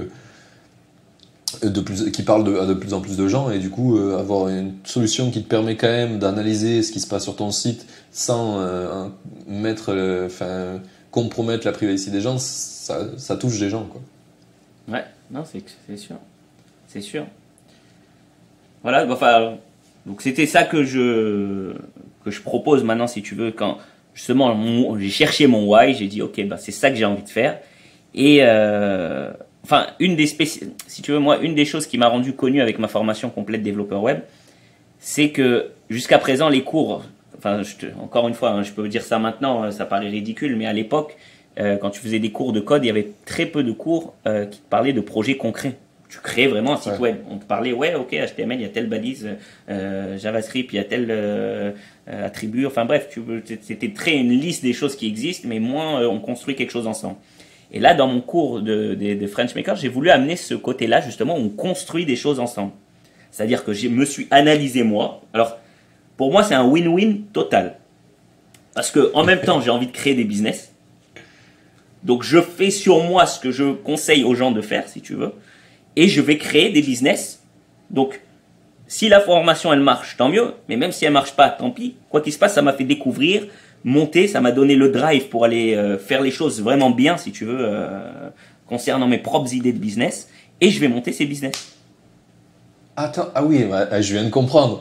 Tu viens de comprendre. Ok, tu crées une formation où tu crées un business, et ce business, il va vraiment arriver. Exactement. Ah oui, tu ne peux que gagner, quoi. Voilà. C'est-à-dire que là, je te parle, je suis dans la 3e formation. Alors, au début, je pars avec quelque chose comme 10 idées de business. Au fur et à mesure, j'affine, je sélectionne un peu. Là, dans la 3e formation, où c'est marketing, là, pour les gens carrés que je suis en train d'essayer de mettre en place, là, j'ai 6 idées de business qui restent en liste et que j'ai l'intention de développer. C'est-à-dire de m'y mettre à fond dessus et de développer. Alors, ça, c'est un de mes démons aujourd'hui, c'est d'arriver des fois à trouver la motivation à faire des choses. Parce que justement, quand les choses tournent, et que tu gagnes plus ou moins bien ta vie et que tout se passe pas trop mal, que tu es content de ta situation, des fois tu manques un peu de drive. Tu vois, le drive que j'avais quand j'avais 25 ans là, et que je voulais conquérir le monde, j'aurais aimé qu'on me fasse des petites piqûres de ce drive là pour mener à bien des fois tous mes projets, tu vois. Ok, ouais. Je vois très bien. On n'en a pas parlé de ça précisément, mais c'est quoi là que tu considères un peu confortable actuellement? Comment tu le définirais, une situation confortable de maintenant? Confortable niveau revenu par rapport au temps passé, si tu veux, je t'ai dit. C'est-à-dire, là, en théorie, je peux complètement travailler, on va dire, juste des matinées, des moitiés de journée, et gagner des super revenus. Tu veux des chiffres ou c'est... Ouais, une approximation, quelque chose qui donne un ordre d'idée aux auditeurs. Je sais pas, je suis à peu près vers les un peu plus de 25 000 $ par mois, quelque chose comme ça, quoi. Ah oui, effectivement, je comprends que tu n'as pas beaucoup de motivation à faire d'autres projets. Voilà. Ok, ouais. Voilà. Donc ça tourne vraiment bien. Alors quand je te Plutôt dis bien. les 25 000 $, c'est plus ou moins tout confondu. Hein. Sans la partie, Oui, non, pour le coup, il y a une partie que je n'aimais pas là-dedans, c'est la partie investissement qui vient encore plus gonfler l'histoire. Quand je te parle des robots là de crypto que je viens de découvrir la semaine dernière, j'ai l'intention qu'au final ça prenne aussi une place là-dedans et je compte pas les parties investissement, je te parle juste des business qui sont actifs. Oui, qui font vraiment venir du revenu de l'extérieur. Voilà. Voilà. Ok. Oui, et là, tu as cumulé formation, affiliation et. J'ai d'autres accumulé, choses peut-être que tout simplement, je peux te les définir. Hein, j'ai accumulé mes revenus sur Udemy avec mes formations. J'ai accumulé mes revenus sur mon site Apprendre à coder. J'ai accumulé mes revenus d'affiliation pour les différents produits que je mets en avant des fois dans mes vidéos YouTube. J'ai accumulé aussi mes revenus de freelance. J'ai une freelance qui me paye aussi très bien. Ah oui, c'est vrai. Je suis à presque 12 000 $ par mois, juste la freelance, si tu veux. Donc, Ah oui. c'est une freelance qui paye très bien. C'est effectivement, c'est un bon vivier de missions assez cool, Voilà. Israël. Ouais, ouais. Non, tu sais, les salaires des développeurs, c'est regrettable, mais en France, les gens sont beaucoup moins bien payés. Dès que tu parles Israël, et alors encore plus, je t'en parle pas les États-Unis, va voir des revenus de développeurs aux États-Unis, c'est le jour et la nuit avec la France. Hein. Ça va beaucoup plus vite. Non, mais clairement. C'est un des trucs qui a fait qu'à un moment donné, j'ai voulu moi m'exporter avant d'avoir l'idéologie des indie makers. J'ai un moment, je me suis dit, si je veux grandir et tout péter en salaire, en fait, tu es obligé d'aller aux États-Unis, quoi. Le plafond est trop vite Mais atteint en France. si tu y réfléchis, ça peut être une stratégie méga payante. Pourquoi? Parce que là, on va dire que tu fais le coup de poker que moi j'ai fait en Israël aux États-Unis. Okay, tu vas aux États-Unis, tu t'investis dans des boîtes, tu essayes de viser des boîtes qui sont moins start-up, qui sont un peu plus solides, qui auront envie de continuer avec toi. Tu te rends un petit peu, tu prends, je sais pas, un an de ta vie ou quelque chose comme ça, tu te rends indispensable dans une boîte. Et demain, en plus aujourd'hui, c'est encore plus facile dans ce sens-là, c'est qu'avec le corona, tout le monde travaille de la maison. À partir du moment où tu arrives à exporter ton travail de la maison, après que tu sois de la maison chez toi ou de la maison que tu commences à voyager, les gens ils seront déjà moins regardants sur ça. Donc tu peux concrètement aller aux États-Unis, pêcher un petit job super bien payé à droite à gauche, et après l'exporter et vivre une vie autour du monde ou peu importe où tu veux, quoi. Clairement. Voilà, après, je suis un peu comme toi, je suis de moins en moins affamé parce que j'arrive à avoir une bonne situation sans trop non plus forcer vraiment fort. Donc, c'est un truc que je m'étais dit à un moment donné, je me suis dit, si j'arrive pas à avoir du revenu passif en grande partie à 30 ans, tu vois, là j'ai 28 ans, je ferai genre un an hardcore dans un truc où je vais monter en level de ouf. Mais en attendant, c'est pas, c'est pas la direction pour le moment. Ouais. parce que ça part plutôt bien. Ok. Ouais. Du coup, on va pouvoir un peu revenir à... j'ai une question qui est vachement intéressante. Déjà, il y a celle qu'on a notée ensemble, qui est comment tu optimises ton temps sur tes projets. Comment tu as fait un petit peu pour tout automatiser? C'est tiré de livres, c'est tiré de self-apprentissage, comment tu as fait pour tout automatiser? J'essaye d'analyser pas mal ce que je fais. C'est-à-dire, comment te dire, j'ai une approche un peu scientifique de ma vie. Je vais te prendre un exemple des robots trade là, que j'ai fait la semaine dernière parce que c'est archi récent, mais après je peux te l'appliquer à ma vie de manière générale. J'ai dit ok, j'ai un robot qui investit tant sur telle monnaie. Ok, on va dire que je veux faire 2 fois l'argent. Est-ce qu'il vaut mieux que le robot, je crée un deuxième robot qui est exactement le même? Est-ce qu'il vaut mieux que je crée le même robot avec des positions plus grandes? Ou il vaut mieux que Qu'est-ce que je peux faire d'autre? Ouais, je peux ou dupliquer le robot ou augmenter x2 les prises de position par le même robot, si tu veux. Ouais. Ok, j'arrive, j'ai une question.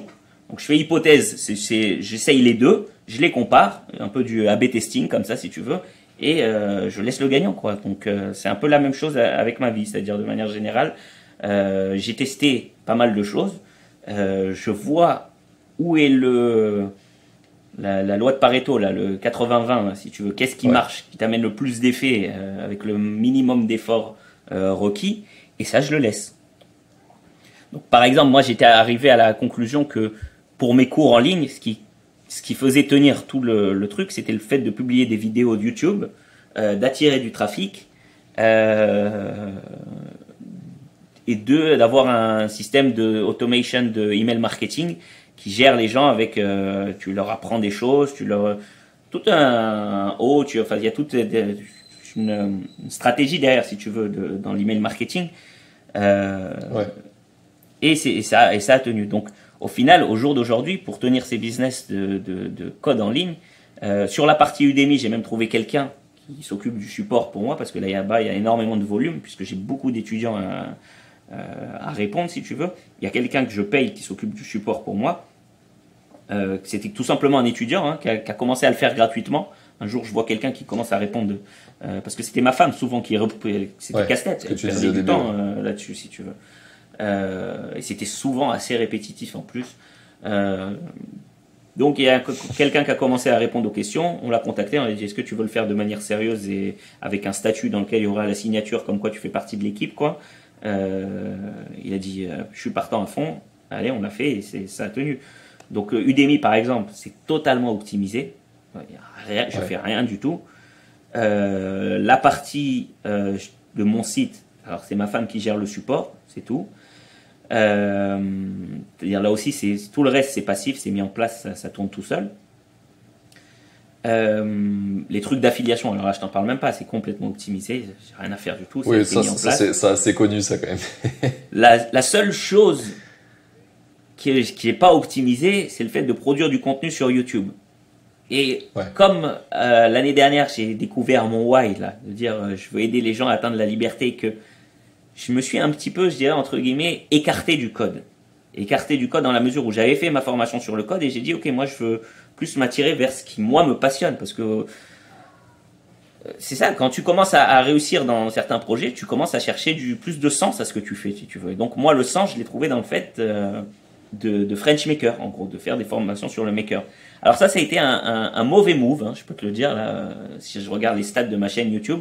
Dès que j'ai commencé à publier des vidéos qui n'étaient plus en rapport avec le code et plus en rapport avec Indie Maker, l'entrepreneuriat de manière générale et tout ça, j'ai perdu énormément de views, d'audience là-dessus, si tu veux et tout. Mais au moins j'ai dit ok, c'est une prise de position assumée. Ma chaîne s'appelait Apprendre à coder. J'ai décidé de l'appeler John Tayeb. Alors j'aurais pu faire plein d'autres moves, hein. J'aurais pu continuer à apprendre à coder, en créer une deuxième, exactement. J'y ai réfléchi et tout ça, mais à un moment je me suis dit, est-ce que si j'en crée une deuxième, la première je vais continuer à l'alimenter à fond? Et j'étais pas sûr, tu vois, de répondre à cette question. Donc j'ai dit, il vaut quand même mieux être honnête et l'appeler John Tayeb et continuer à publier ce que j'ai envie de publier, tout simplement. Dire qui je suis et ce que j'ai envie de publier. Et donc voilà, enfin le contenu YouTube, j'essaye d'avancer sur mes formations que je t'ai dit là pour French Maker, et de ces formations là j'essaye de dériver certaines vidéos pour YouTube. C'est pas du contenu qui a été construit en première ligne pour YouTube, si tu veux. Ok. Et du coup sur les vidéos de code, t'en fais plus du tout là? J'en fais presque pas. C'est-à-dire dans ma tête, j'ai pas complètement fait le deuil d'en faire. Parce que tout simplement, dans la partie French Maker, là j'ai l'intention, je t'ai dit, de faire une troisième formation que je suis en train de faire en ce moment, qui s'appelle Marketing pour les gens carrés. Et la truc d'après, ça sera tout simplement de commencer à construire les projets que j'ai en tête, parce que je suis en train de parler des projets, oui, bon, on va faire ci, là on va le positionner comme ça, parce que ça, parce que ci, parce que ça. Mais à un moment, il va falloir le construire. Et quand j'arrive à la partie construire, j'ai beaucoup d'interrogations sur comment le construire. Est-ce que, vu la multitude d'outils no-code qui existent aujourd'hui, j'essaye de m'orienter un peu là-dessus. Est-ce que je fais un mix code, no-code et de dire dans quelle mesure le no-code a un vrai avantage sur le code? Je mets ça en avant si tu veux. Donc, comme je vais parler de no-code et que c'est relié directement un peu au code, puisque celui qui est no-code, il s'appelle no-code parce qu'il fait opposition au code, je me suis dit, je vais garder le sujet du code ouvert quelque part. Donc, un des trucs qui revient souvent, je suis pas mal en contact avec des gens de la communauté no-code, qui est très très actif. Si je peux te conseiller un truc, c'est de l'aborder dans tes formations parce que ça a une vraie trend en ce moment. Les gens disent en général les meilleurs no-codeurs sont des codeurs. Oui. Parce que la logique que tu apprends quand tu codes, ta capacité à construire, à déconstruire le problème pour savoir faire étape par étape. Enfin, c'est quelque chose de très très important en code. Si tu prends la feuille de route et que tu essayes de tout faire d'un coup, tu n'y arrives pas. Il faut savoir bien découper, comprendre ce que tu fais vraiment profondément. Et ça, les meilleurs développeurs le font très bien. Et du coup, quand tu arrives en no-code, tu as juste à réapprendre, au lieu d'appuyer sur ton clavier, c'est des clics avec les souris. Mais sinon, la logique, il faut que tu l'aies. Et elle est ultra importante, quoi, si tu veux faire un projet qui soit bien fait. Ouais. Ouais, non, mais je le sens comme ça. Hein, et c'est pour ça aussi que, tu vois, je sais pas si tu savais, au début, je t'ai dit, j'ai fait une formation complète développeur web. Après, j'ai fait la formation complète JavaScript. Et la JavaScript, elle a moins marché que la développeur web. Et je t'ai dit, en l'occurrence, elle est moins mainstream. Bah, si tu t'attaques au no-code, quelque part, tu te rends un peu plus mainstream parce que tu commences à t'attaquer à tous les gens qui ont des envies de faire créer des choses et qui savent pas forcément coder. Donc, ça peut être aussi un bon move à faire là-dessus. Donc, pour l'instant, je suis un peu en réflexion là-dessus. J'ai pas pris de décision exactement comment je vais attaquer la chose, mais de manière générale, comme mon site s'appelle French Maker et que ce que j'ai envie de mettre en avant, c'est l'idée d'entreprendre et de créer des business, surtout au service de ta vie, hein, c'est-à-dire qui vont t'amener comme ce que je peux vivre moi au jour d'aujourd'hui. J'ai envie de mettre en avant le no-code, puisque j'ai pas envie que les gens croient que forcément pour créer des choses, ils sont obligés d'être codeurs. Oui, clairement. Voilà. Tu sais, tu prêches un convaincu. J'ai organisé un hackathon il y a 2 mois maintenant. Donc le but c'était en 4 jours, tu viens et tu crées un projet de zéro. T'as pas d'idée. On refuse toutes les idées parce que les idées c'est de la merde. Souvent il faut gérer un problème. Et au bout de 4 jours, celui qui gagne le hackathon, c'est pas un jury qui te juge et qui dit n'importe quoi parce qu'il connaît rien. Le jury, c'est le marché. C'est celui qui a vendu le plus de son projet qui gagne. Du coup, on a fait ça. Ils ont tous payé 50 €, je crois, le hackathon. Ils ont tous fait plus d'argent que ce qu'ils avaient payé le hackathon en 4 jours. On a fait, il y a 4 personnes qui ont participé et on a fait 580 € de bénéf. Enfin, eux, ils ont fait ça en 4 jours, quoi. C'était quoi le sujet justement du hackathon ? C'était vraiment faire un projet de zéro en ayant toute la premier jour, on va t'apprendre à aller chercher des problèmes à résoudre. Ah, je croyais que tu avais donné un problème donné et que chacun essayait de le résoudre à sa façon. Okay. Non. Chacun a trouvé le problème en interviewant des gens. Deuxième jour, ils l'ont fait en no-code. Troisième jour, ils l'ont marketé avec une landing page. Ils en ont parlé autour d'eux. Et le 5e jour, c'était dédié à essayer de le vendre un maximum. Donc, à envoyer des gens sur la page de vente. J'ai compris. Et c'est un truc qu'on va refaire en juin. Et qui était vraiment, vraiment très très cool. Ça s'appelle Hackathon Makers pour ceux qui veulent s'inscrire dessus. Vous pouvez mettre. Je l'ai vu, je crois, dans ta signature. Ouais. Très intéressant. Ouais, c'est ça. Une très bonne idée.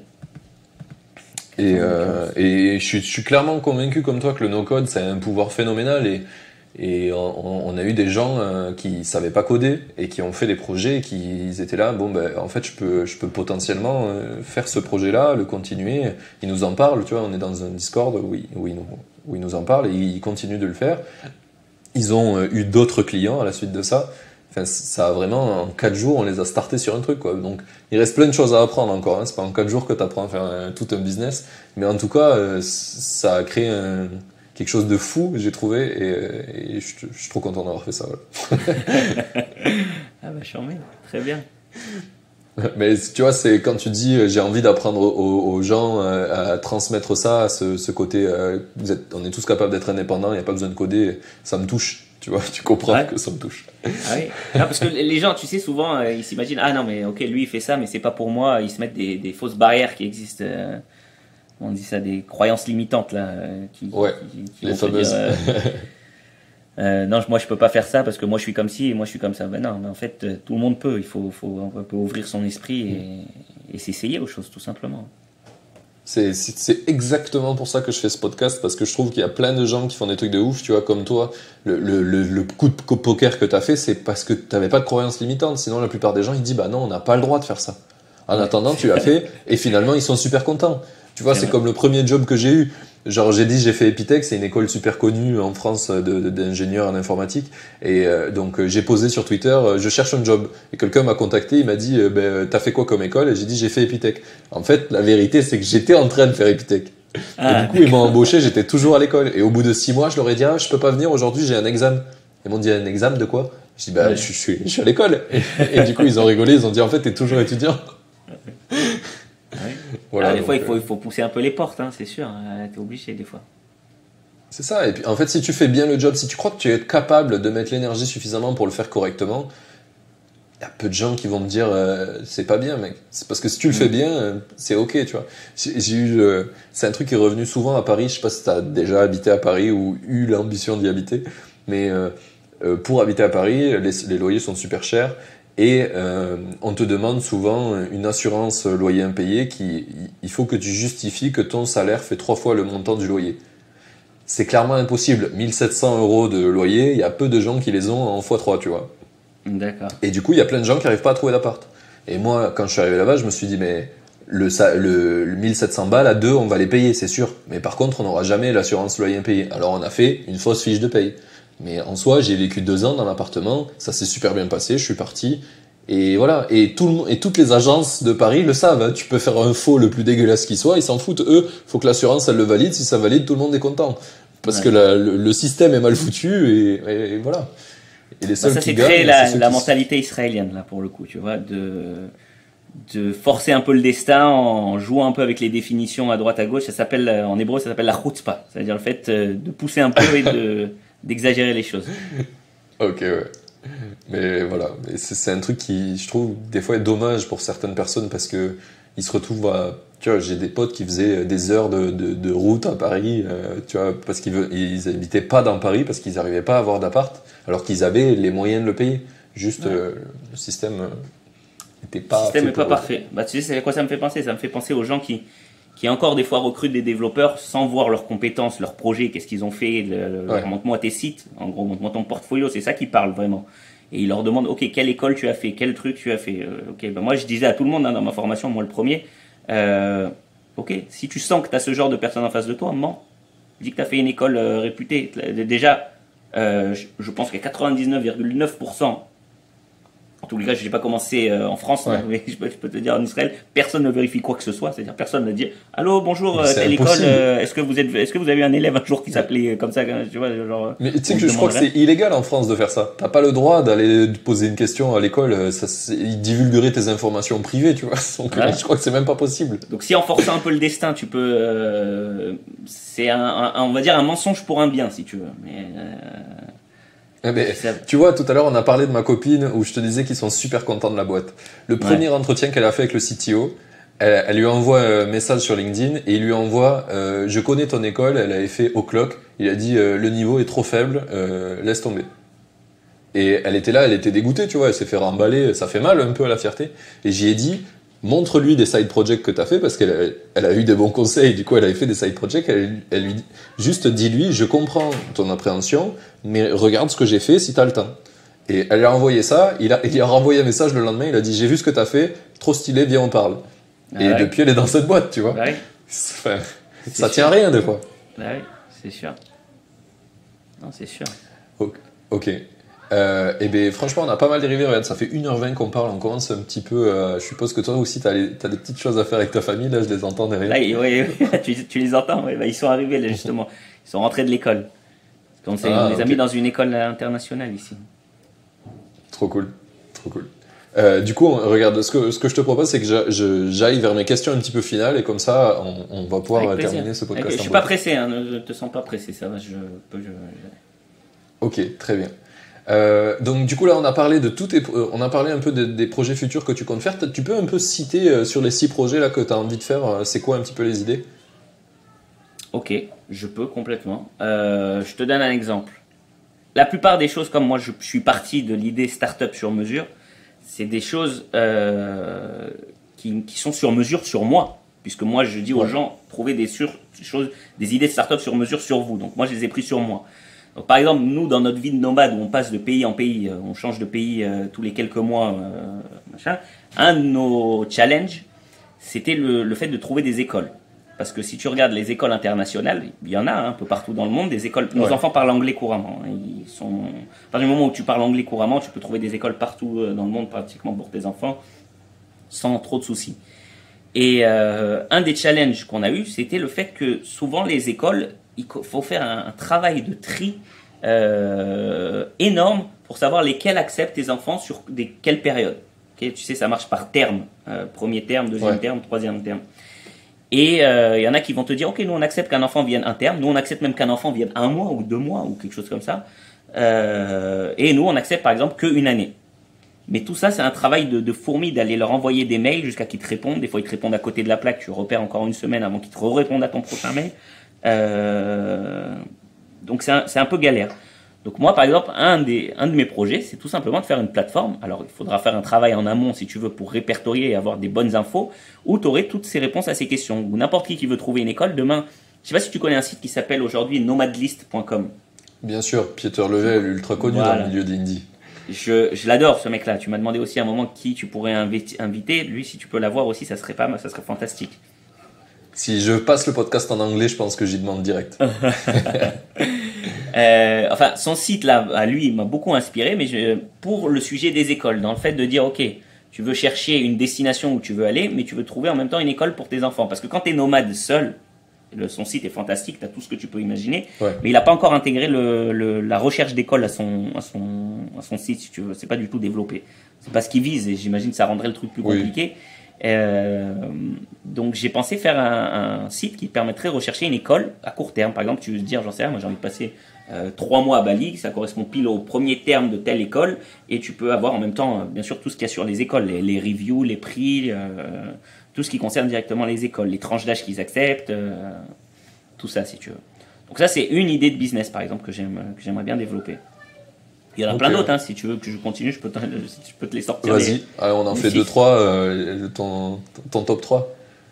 Eh ben, une des autres façons de trouver une idée de start-up qui est sur mesure, j'ai dit aux gens, part d'une opinion impopulaire. Chacun, souvent, enfin surtout les entrepreneurs, surtout les gens qui aiment ne pas penser comme les autres, on a des opinions qui, à chaque fois qu'on les confronte à la population autour de nous, ils disent « T'es chelou comme mec, toi.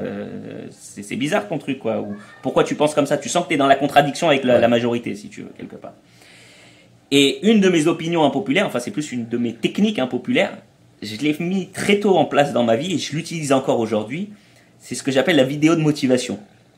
C'est quoi la vidéo de motivation? Tu peux voir sur ma chaîne YouTube, tu tapes vidéo de motivation, John Tayeb, machin, tout ça, tu vas voir. Ouais. C'est tout simplement... tu dois le connaître, à chaque fois que tu démarres un projet, tu es archi motivé. Tu es, ouais, ok, on va faire ci, on va faire ça, tu as les idées, des fois tu te lèves, tu es à fond. C'est-à-dire, sur une échelle de ta motivation, tu es au top. Alors moi, ce que je donne comme conseil, je dis, à ce moment-là, fais une vidéo de toi avec toute ton énergie de motivation, dans lesquelles tu essayes de motiver le toi, qui travaille sur ce projet ou sur cette chose, en tous les cas, qui te préoccupe, qui parlerait au toi démotivé. Tu vois, genre, c'est génial. Voilà. Et t'as une énergie folle. Et quand après, justement, par la force des choses, t'arrives à des moments un peu de mou dans ton idée, t'es démotivé, et tu te passes cette vidéo en boucle. Moi, à une des époques de ma vie où je l'ai méga utilisé, c'est justement quand je suis arrivé en Israël. Je suis arrivé en Israël vers l'âge de 17-18 ans. J'étais en fac d'aéronautique et je devais passer en fac d'informatique. Parce que c'est ce que je voulais. Moi, je voulais étudier l'informatique et pas l'aéronautique. Mais mes notes ne me permettaient pas, bon, c'était toute une salade, mais mes notes ne me permettaient pas de rentrer directement en informatique. Je pouvais rentrer en aéronautique et faire ce qui s'appelait un ma'avar, c'est-à-dire tu cartonnes ta première année et la deuxième année, tu la fais directement en informatique, si tu veux. Mais il faut aller avoir... de bridge, quoi. Tu t'autorises à... De toute façon, les matières de première année, c'était souvent la même chose, beaucoup de maths, de physique, des choses comme ça. Et donc, après, tu pouvais bifurquer sur la deuxième année de là où tu veux. Et donc, il fallait avoir 95 sur 100 de moyenne, un truc vraiment assez hard. Ouais. Et ma façon de me motiver, il fallait que j'aille tout le temps apprendre et me motiver à bosser 24 heures sur 24. Donc, je m'étais fait une vidéo de motivation de moi qui parle à moi. Mais t'as envie de le faire, ce truc-là, rappelle-toi pourquoi tu le fais, tu vois, enfin des choses comme ça. Et je me parle avec toute ma hargne et toute mon énergie. Et quand je la re-regardais alors que j'étais plus motivé, ça me faisait un vrai quelque chose et ça me remotivait pour repartir, si tu veux. Donc, cette technique de motivation, où je voulais en venir, des fois je parle et j'oublie d'où je sors. On en voulait au projet. Voilà, le projet. Le projet, c'est tout simplement de mettre en avant cette technique de motivation. Alors, je sais pas encore, j'ai pas encore décidé comment, justement, et ça sera dans la partie de la formation, la marketing pour les gens carrés, comment je vais la placer, comment je vais l'amener et tout ça. Mais ça peut être plusieurs choses. Ça peut être où juste je t'enseigne la technique et tu le fais directement sur toi-même. Et donc là, on peut réfléchir à comment gagner de l'argent avec ça, mais c'est plus compliqué si tu veux.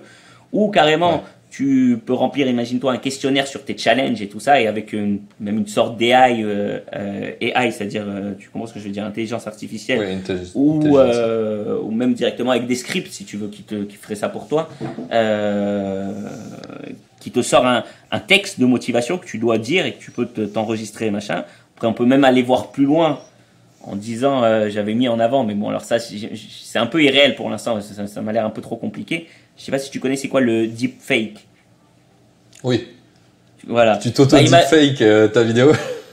Bah voilà, imagine, non, j'en sais rien, t'es fan de Rocky, là, Sylvester Stallone. Et ben, tu remplis tes challenges, et le texte, c'est pas toi qui le dis, t'as Sylvester Stallone qui te parle avec ton texte de motivation, genre, allô, mais bouge-toi, lève-toi de ton lit, là, maintenant. C'est un trop bon usage du deepfake. Voilà. Ah ouais. En vrai. Ouais. Le seul vrai usage qu'on pourra voir qui est cool, quoi. Qui n'est pas du scam.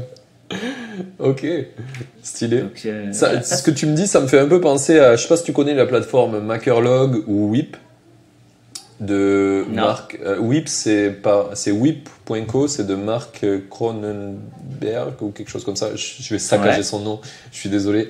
Mais en gros, c'est des plateformes pour indie makers.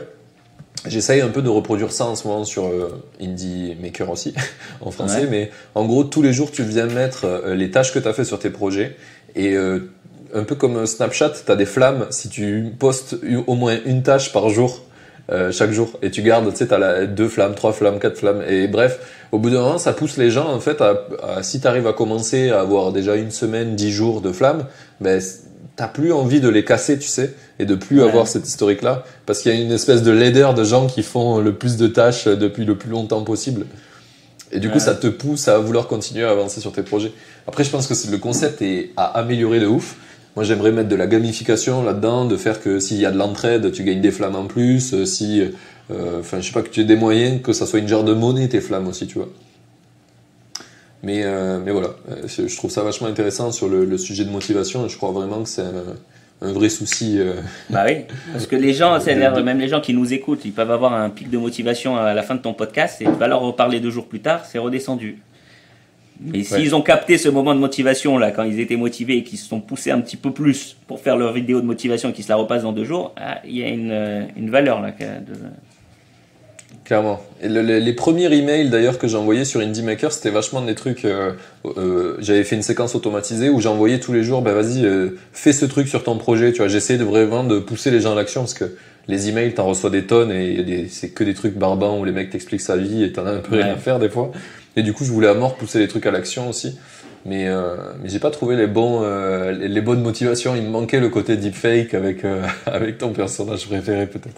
Alors ça, c'était une idée. Maintenant, j'imagine, là pour le coup, techniquement, ça peut être un peu un gros projet, si tu veux. Moi, clairement challenging, ouais. Je suis plus dans l'approche,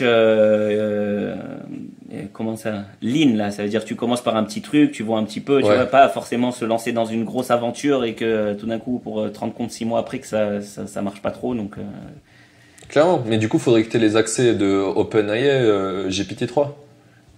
C'est l'algorithme le plus avancé sur plein de choses. Tu parlais de Peter machin, il a fait une idée, un projet, je sais pas si tu l'as vu, qui génère des idées, voilà, basé sur ça. J'ai vu.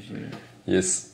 Mais ouais, du coup, je pense que ça pourrait simplifier le problème. Je sais pas à quel point c'est dur de l'entraîner, parce que c'est un peu une boîte noire. Tant que t'as pas accès, tu sais pas à quoi ça ressemble. Mais voilà, ça pourrait être un truc intéressant à faire pour au moins générer les textes, quoi. Ouais. Donc c'est pour ça que je te dis, mon sujet là de mes formations qu'il y a sur French Maker, en fait c'est une aventure. C'est une aventure d'entrepreneur dans laquelle où moi je fais un travail sur moi et je suis ouvert avec les gens qui me suivent, mais j'apporte une approche pédagogique au truc. C'est-à-dire je dis voilà, ok, tu vois, là j'ai organisé ça comme ça, là j'ai dit ça comme ça. Tu vois, par exemple, là je t'ai dit 2 choses là. Quand tu cherches une idée de start-up, je t'ai dit tu peux partir d'une opinion impopulaire, tu peux résoudre un de tes propres problèmes. Mais je le montre en même temps sur moi. Ou par exemple, je fais à un moment mon ikigai devant les gens. Si tu veux. Je dis voilà, ok, les choses que j'aime, les choses qui peuvent. Tu vois, je le fais avec eux. Et je pense qu'il y a une valeur pédagogique qui est pas mal, si tu veux, là-dedans. Et qui moi, me plaît et m'apporte beaucoup parce que ça me permet aussi de plus m'accrocher à mes projets. C'est-à-dire. Quand tu as la responsabilité. C'est le fameux building public, quoi. Voilà, si tu le fais devant les gens. Exactement.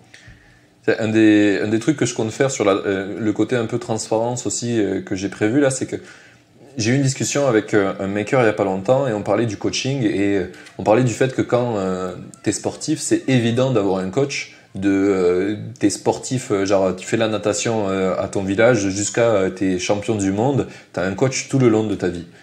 Ça évolue, des fois t'en prends des meilleurs, etc. Mais en entrepreneur, dès qu'on parle de coaching, c'est un sujet ultra tabou, c'est genre super dark, enfin ça part dans tous les sens. Et du coup, on se disait, il faut casser ce silo-là. Et le mec me disait qu'il faisait du coaching. Et du coup, j'ai dit, bah, vas-y, viens, tu me fais 3 mois de coaching à moi et on les publie en transparence sur ma chaîne YouTube. Du coup, on va essayer de faire ça un peu pour casser cette image du truc. Ça sert à rien, quoi. Je pense que ça va avoir un impact de ouf sur moi et ça va m'améliorer. Et c'est important que les gens comprennent que c'est aussi important, tu vois, d'avoir des gens, que ce soit des mentors ou des coachs, d'échanger quoi et de pouvoir grandir parce que tout seul c'est bien d'avoir des business tout seul mais il y a quand même besoin d'un entourage, d'un réseau autour de toi quoi. Ah ouais. T'as besoin souvent d'être tiré et d'être inspiré des fois, sinon même les idées elles viennent même pas dans ta tête S'il y a quelqu'un qui te les met pas des fois à un moment. Moi l'idée de voyager avec ma famille autour du monde là, je l'ai pas inventé. Je t'ai dit, j'ai vu le mec là de Bucket List Family qui faisait ça. Ça m'a inspiré de ouf et j'ai dit ok, c'est ça que je veux aussi moi, et on s'y est mis. On les taguera quand on publiera l'épisode. Avec grand plaisir. Ils sont méga connus sur. Non, j'ai jamais rencontré. Je leur ai envoyé une fois un message parce que je me ressentais le besoin de leur dire un merci si tu veux quelque part. Ouais. Parce que c'est grâce à eux. Ils m'ont donné cette inspiration et ce fait de, tu sais, quand t'es parent et que t'as des enfants, c'est comme si on t'avait ajouté, c'est pas pour mes enfants, mais je vais comparer ça un peu des boulets. D'un coup, tu bouges beaucoup plus difficilement, quoi. C'est-à-dire, tu prends pas un avion et tu te barres en Bulgarie en 2 secondes, quoi, si tu veux. Et j'avais une question par rapport à ça d'ailleurs. Vas-y, continue. Non, je te dis, j'ai fini, mais c'est juste de te dire que le fait de voir une famille qui l'a fait et qu'avec qui ça se passe mais magnifiquement bien, tu te dis, ok, c'est possible. Et ok. Et du coup, t'avais pensé dans ton système à faire l'école à la maison peut-être, ou je sais pas si ça existe des écoles en ligne pour les enfants. J'y ai pensé. Les écoles en ligne, ça, si tu veux, moi déjà, à part ça, je suis pas un grand fan de l'école de manière générale. Oui.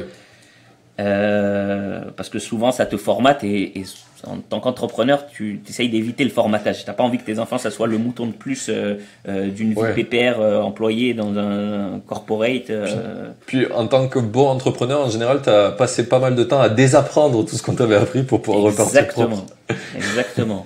Donc je suis pas déjà un grand fan de l'école. Maintenant, c'est vrai que t'as beau être critiquer le modèle école, à un moment, quand tu es obligé de trouver une autre solution toi-même, t'es obligé d'aller de te sortir les doigts du machin et d'essayer de proposer quelque chose d'autre, si tu veux. Et c'est là que ça devient un peu plus compliqué. Mais alors, moi, on a essayé avec ma femme l'école à la maison. En toute honnêteté, c'est difficile. Très difficile d'enseigner à ses propres enfants.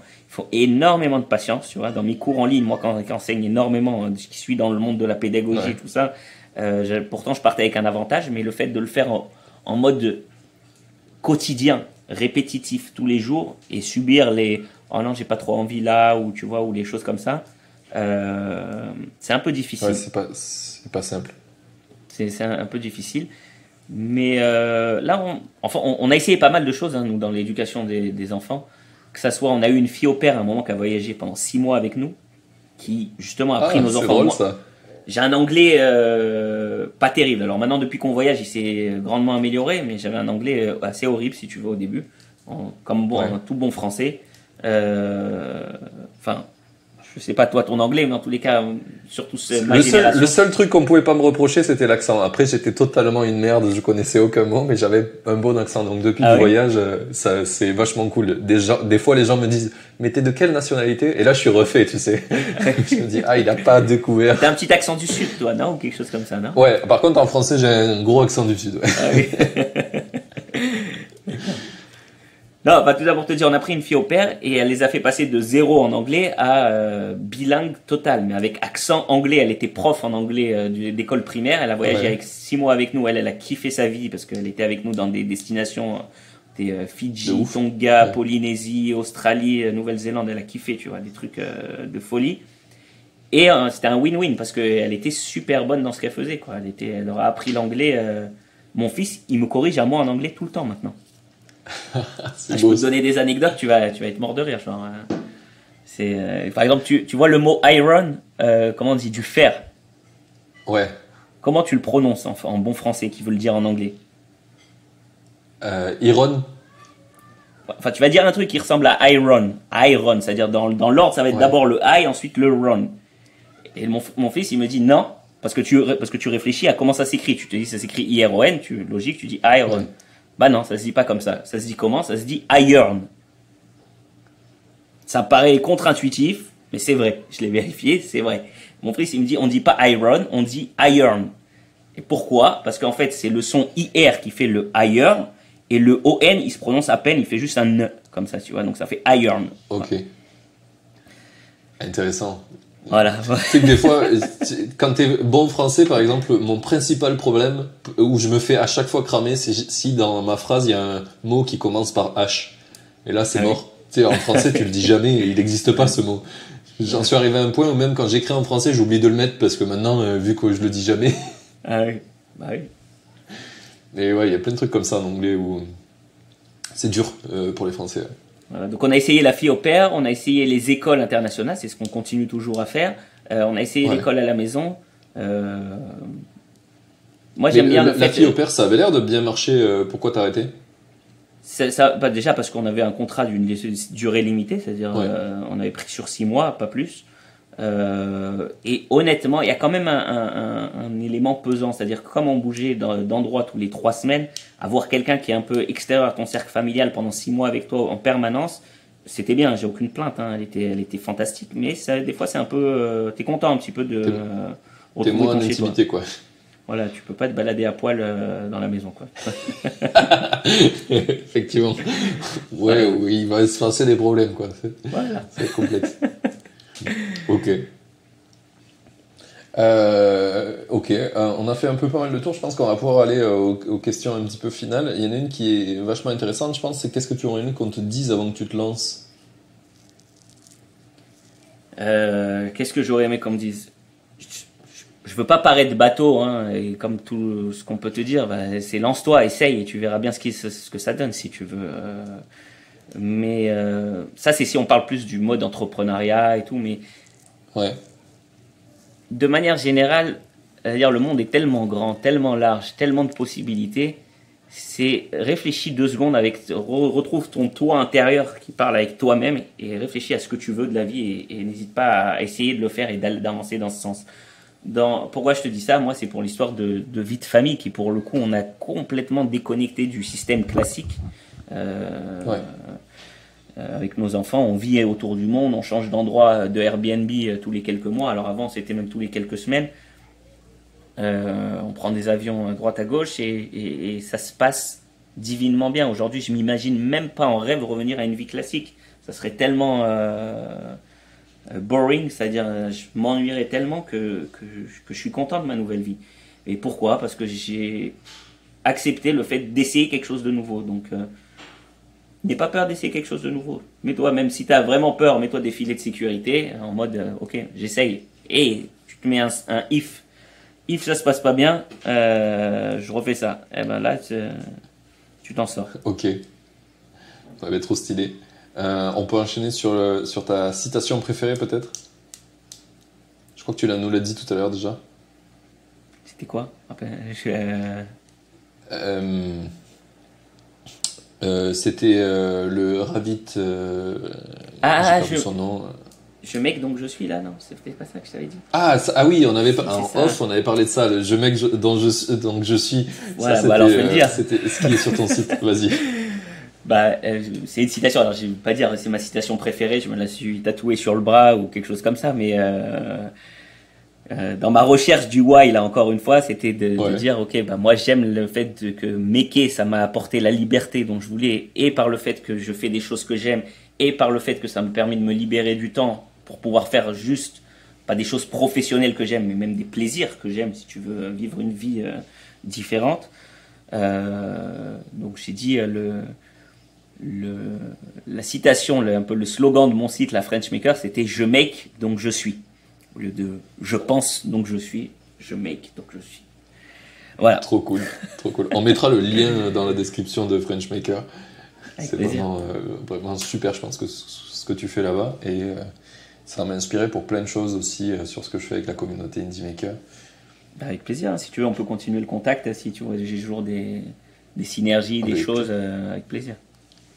Clairement, clairement intéressé. Et puis, enfin, il y a un truc, tu vois, au début, j'étais dans une communauté là qui s'appelle Le Chantier, dont je fais moins de la pub maintenant parce que j'essaie de créer une synergie et cette synergie n'a pas pris, ce qui arrive des fois. Mais j'ai amené plein de choses dans cette communauté, dont plein de gens, et ça a fait plein de trucs cool. Et je pense qu'il y a énormément de place dans le côté indie maker, tu vois, French maker, parce que c'est pas un truc très réputé encore en France, donc tous les gens qui font des trucs là-dedans, pour moi, je suis ami avec eux, tu vois, on va pas se battre parce que on a des idées, enfin, je sais pas, Commune. moi je suis animé par une certaine bienveillance j'ai envie qu'il y ait plus de gens comme nous, donc je vais pas me battre avec les mecs qui ont la même idée que moi, c'est stupide. Évidemment. Tu vois. Ah oui. Donc voilà, mais ouais, grave chaud qu'on en reparle et qu'on garde contact. Peut-être qu'on arrivera même à se croiser si on est assez bon. Si tu dans- viens dans- là, a priori, comme ma femme est enceinte, on est censé accoucher au Panama, donc on est là encore pour quelques mois. Donc, si tu veux venir, avec Ok. plaisir.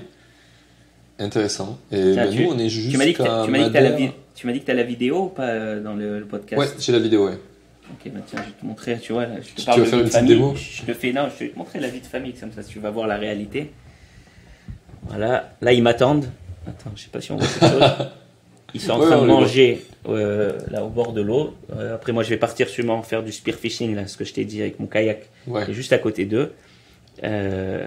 Voilà, trop bien. tu vois les coulisses. Je Ah vois, d'ailleurs, je j'ai vois. pas donné le nom, mais si ça intéresse des gens qui suivent ou qui ont envie de suivre, parce qu'on a commencé à, alors, on fait pas plus que ça d'efforts là-dessus, on fait parce que pour l'instant on aime et que c'est une façon de récolter nos meilleurs souvenirs, mais on a une chaîne YouTube et un compte Instagram de nos aventures en famille Ça, autour du monde justement. Il s'appelle Tu Family répliques un peu. Kiff. Voilà, comme l'autre Family bucket Kiff, list, ouais. comme l'autre bucket list qui nous avait inspiré, mais bon là comme nous on est français et qu'on parle français entre nous. Ouais, tu c'est, parles à un public francophone. Voilà. Trop bien. Et bien, Family Kiff, on enverra les gens suivre là-dessus. Je crois que tu viens de répondre à ma prochaine question qui était où c'est qu'on envoie les gens qui veulent te suivre. Bah, j'ai plusieurs choses. C'est-à-dire, si quelqu'un veut, c'est le monde du code qui l'intéresse, c'est mon site Apprendre à coder. Alors, il peut le prendre par ma plateforme s'il veut tout l'accompagnement premium, ou il peut le prendre directement par Udemy si c'est juste les cours de base qui l'intéressent. Si quelqu'un s'intéresse au côté French Maker, faire le maker, tout ce qu'on a parlé un petit peu pendant le podcast, le site c'est frenchmaker.io, tout simplement. Et si quelqu'un s'intéresse à la vie de famille au mode tour du monde, mais là c'est plus, c'est juste plaisir. Là, justement, on est en train de monter tout ce qu'on a fait pendant ma femme, elle est en train de faire les montages vidéo de tout ce qu'on a fait pendant ces 3-4 dernières années. Elle est en train de monter justement nos aventures où on a plongé avec les grands requins blancs dans les cages. C'est pour ça que je t'en ai parlé. C'est assez incroyable ce qu'on vit. Donc, on a des vidéos sur YouTube et on a notre compte Instagram Family Kiff. Trop cool. Eh bien, j'ai des amis en ce moment à Madère, il y a pas mal de digital nomades. Et j'ai 2 couples d'amis, dont un qui a des enfants et qui essaye un peu de savoir comment configurer leur vie pour être nomade. Du coup, je leur enverrai ton. Alors, je suis moins dans le Family Kiff, je suis moins dans le conseil. Un jour, pour le coup, tu sais, j'en parle d'ailleurs dans mon site. Ouais, là, je te parlais de leur vie perso avec leurs enfants, oui.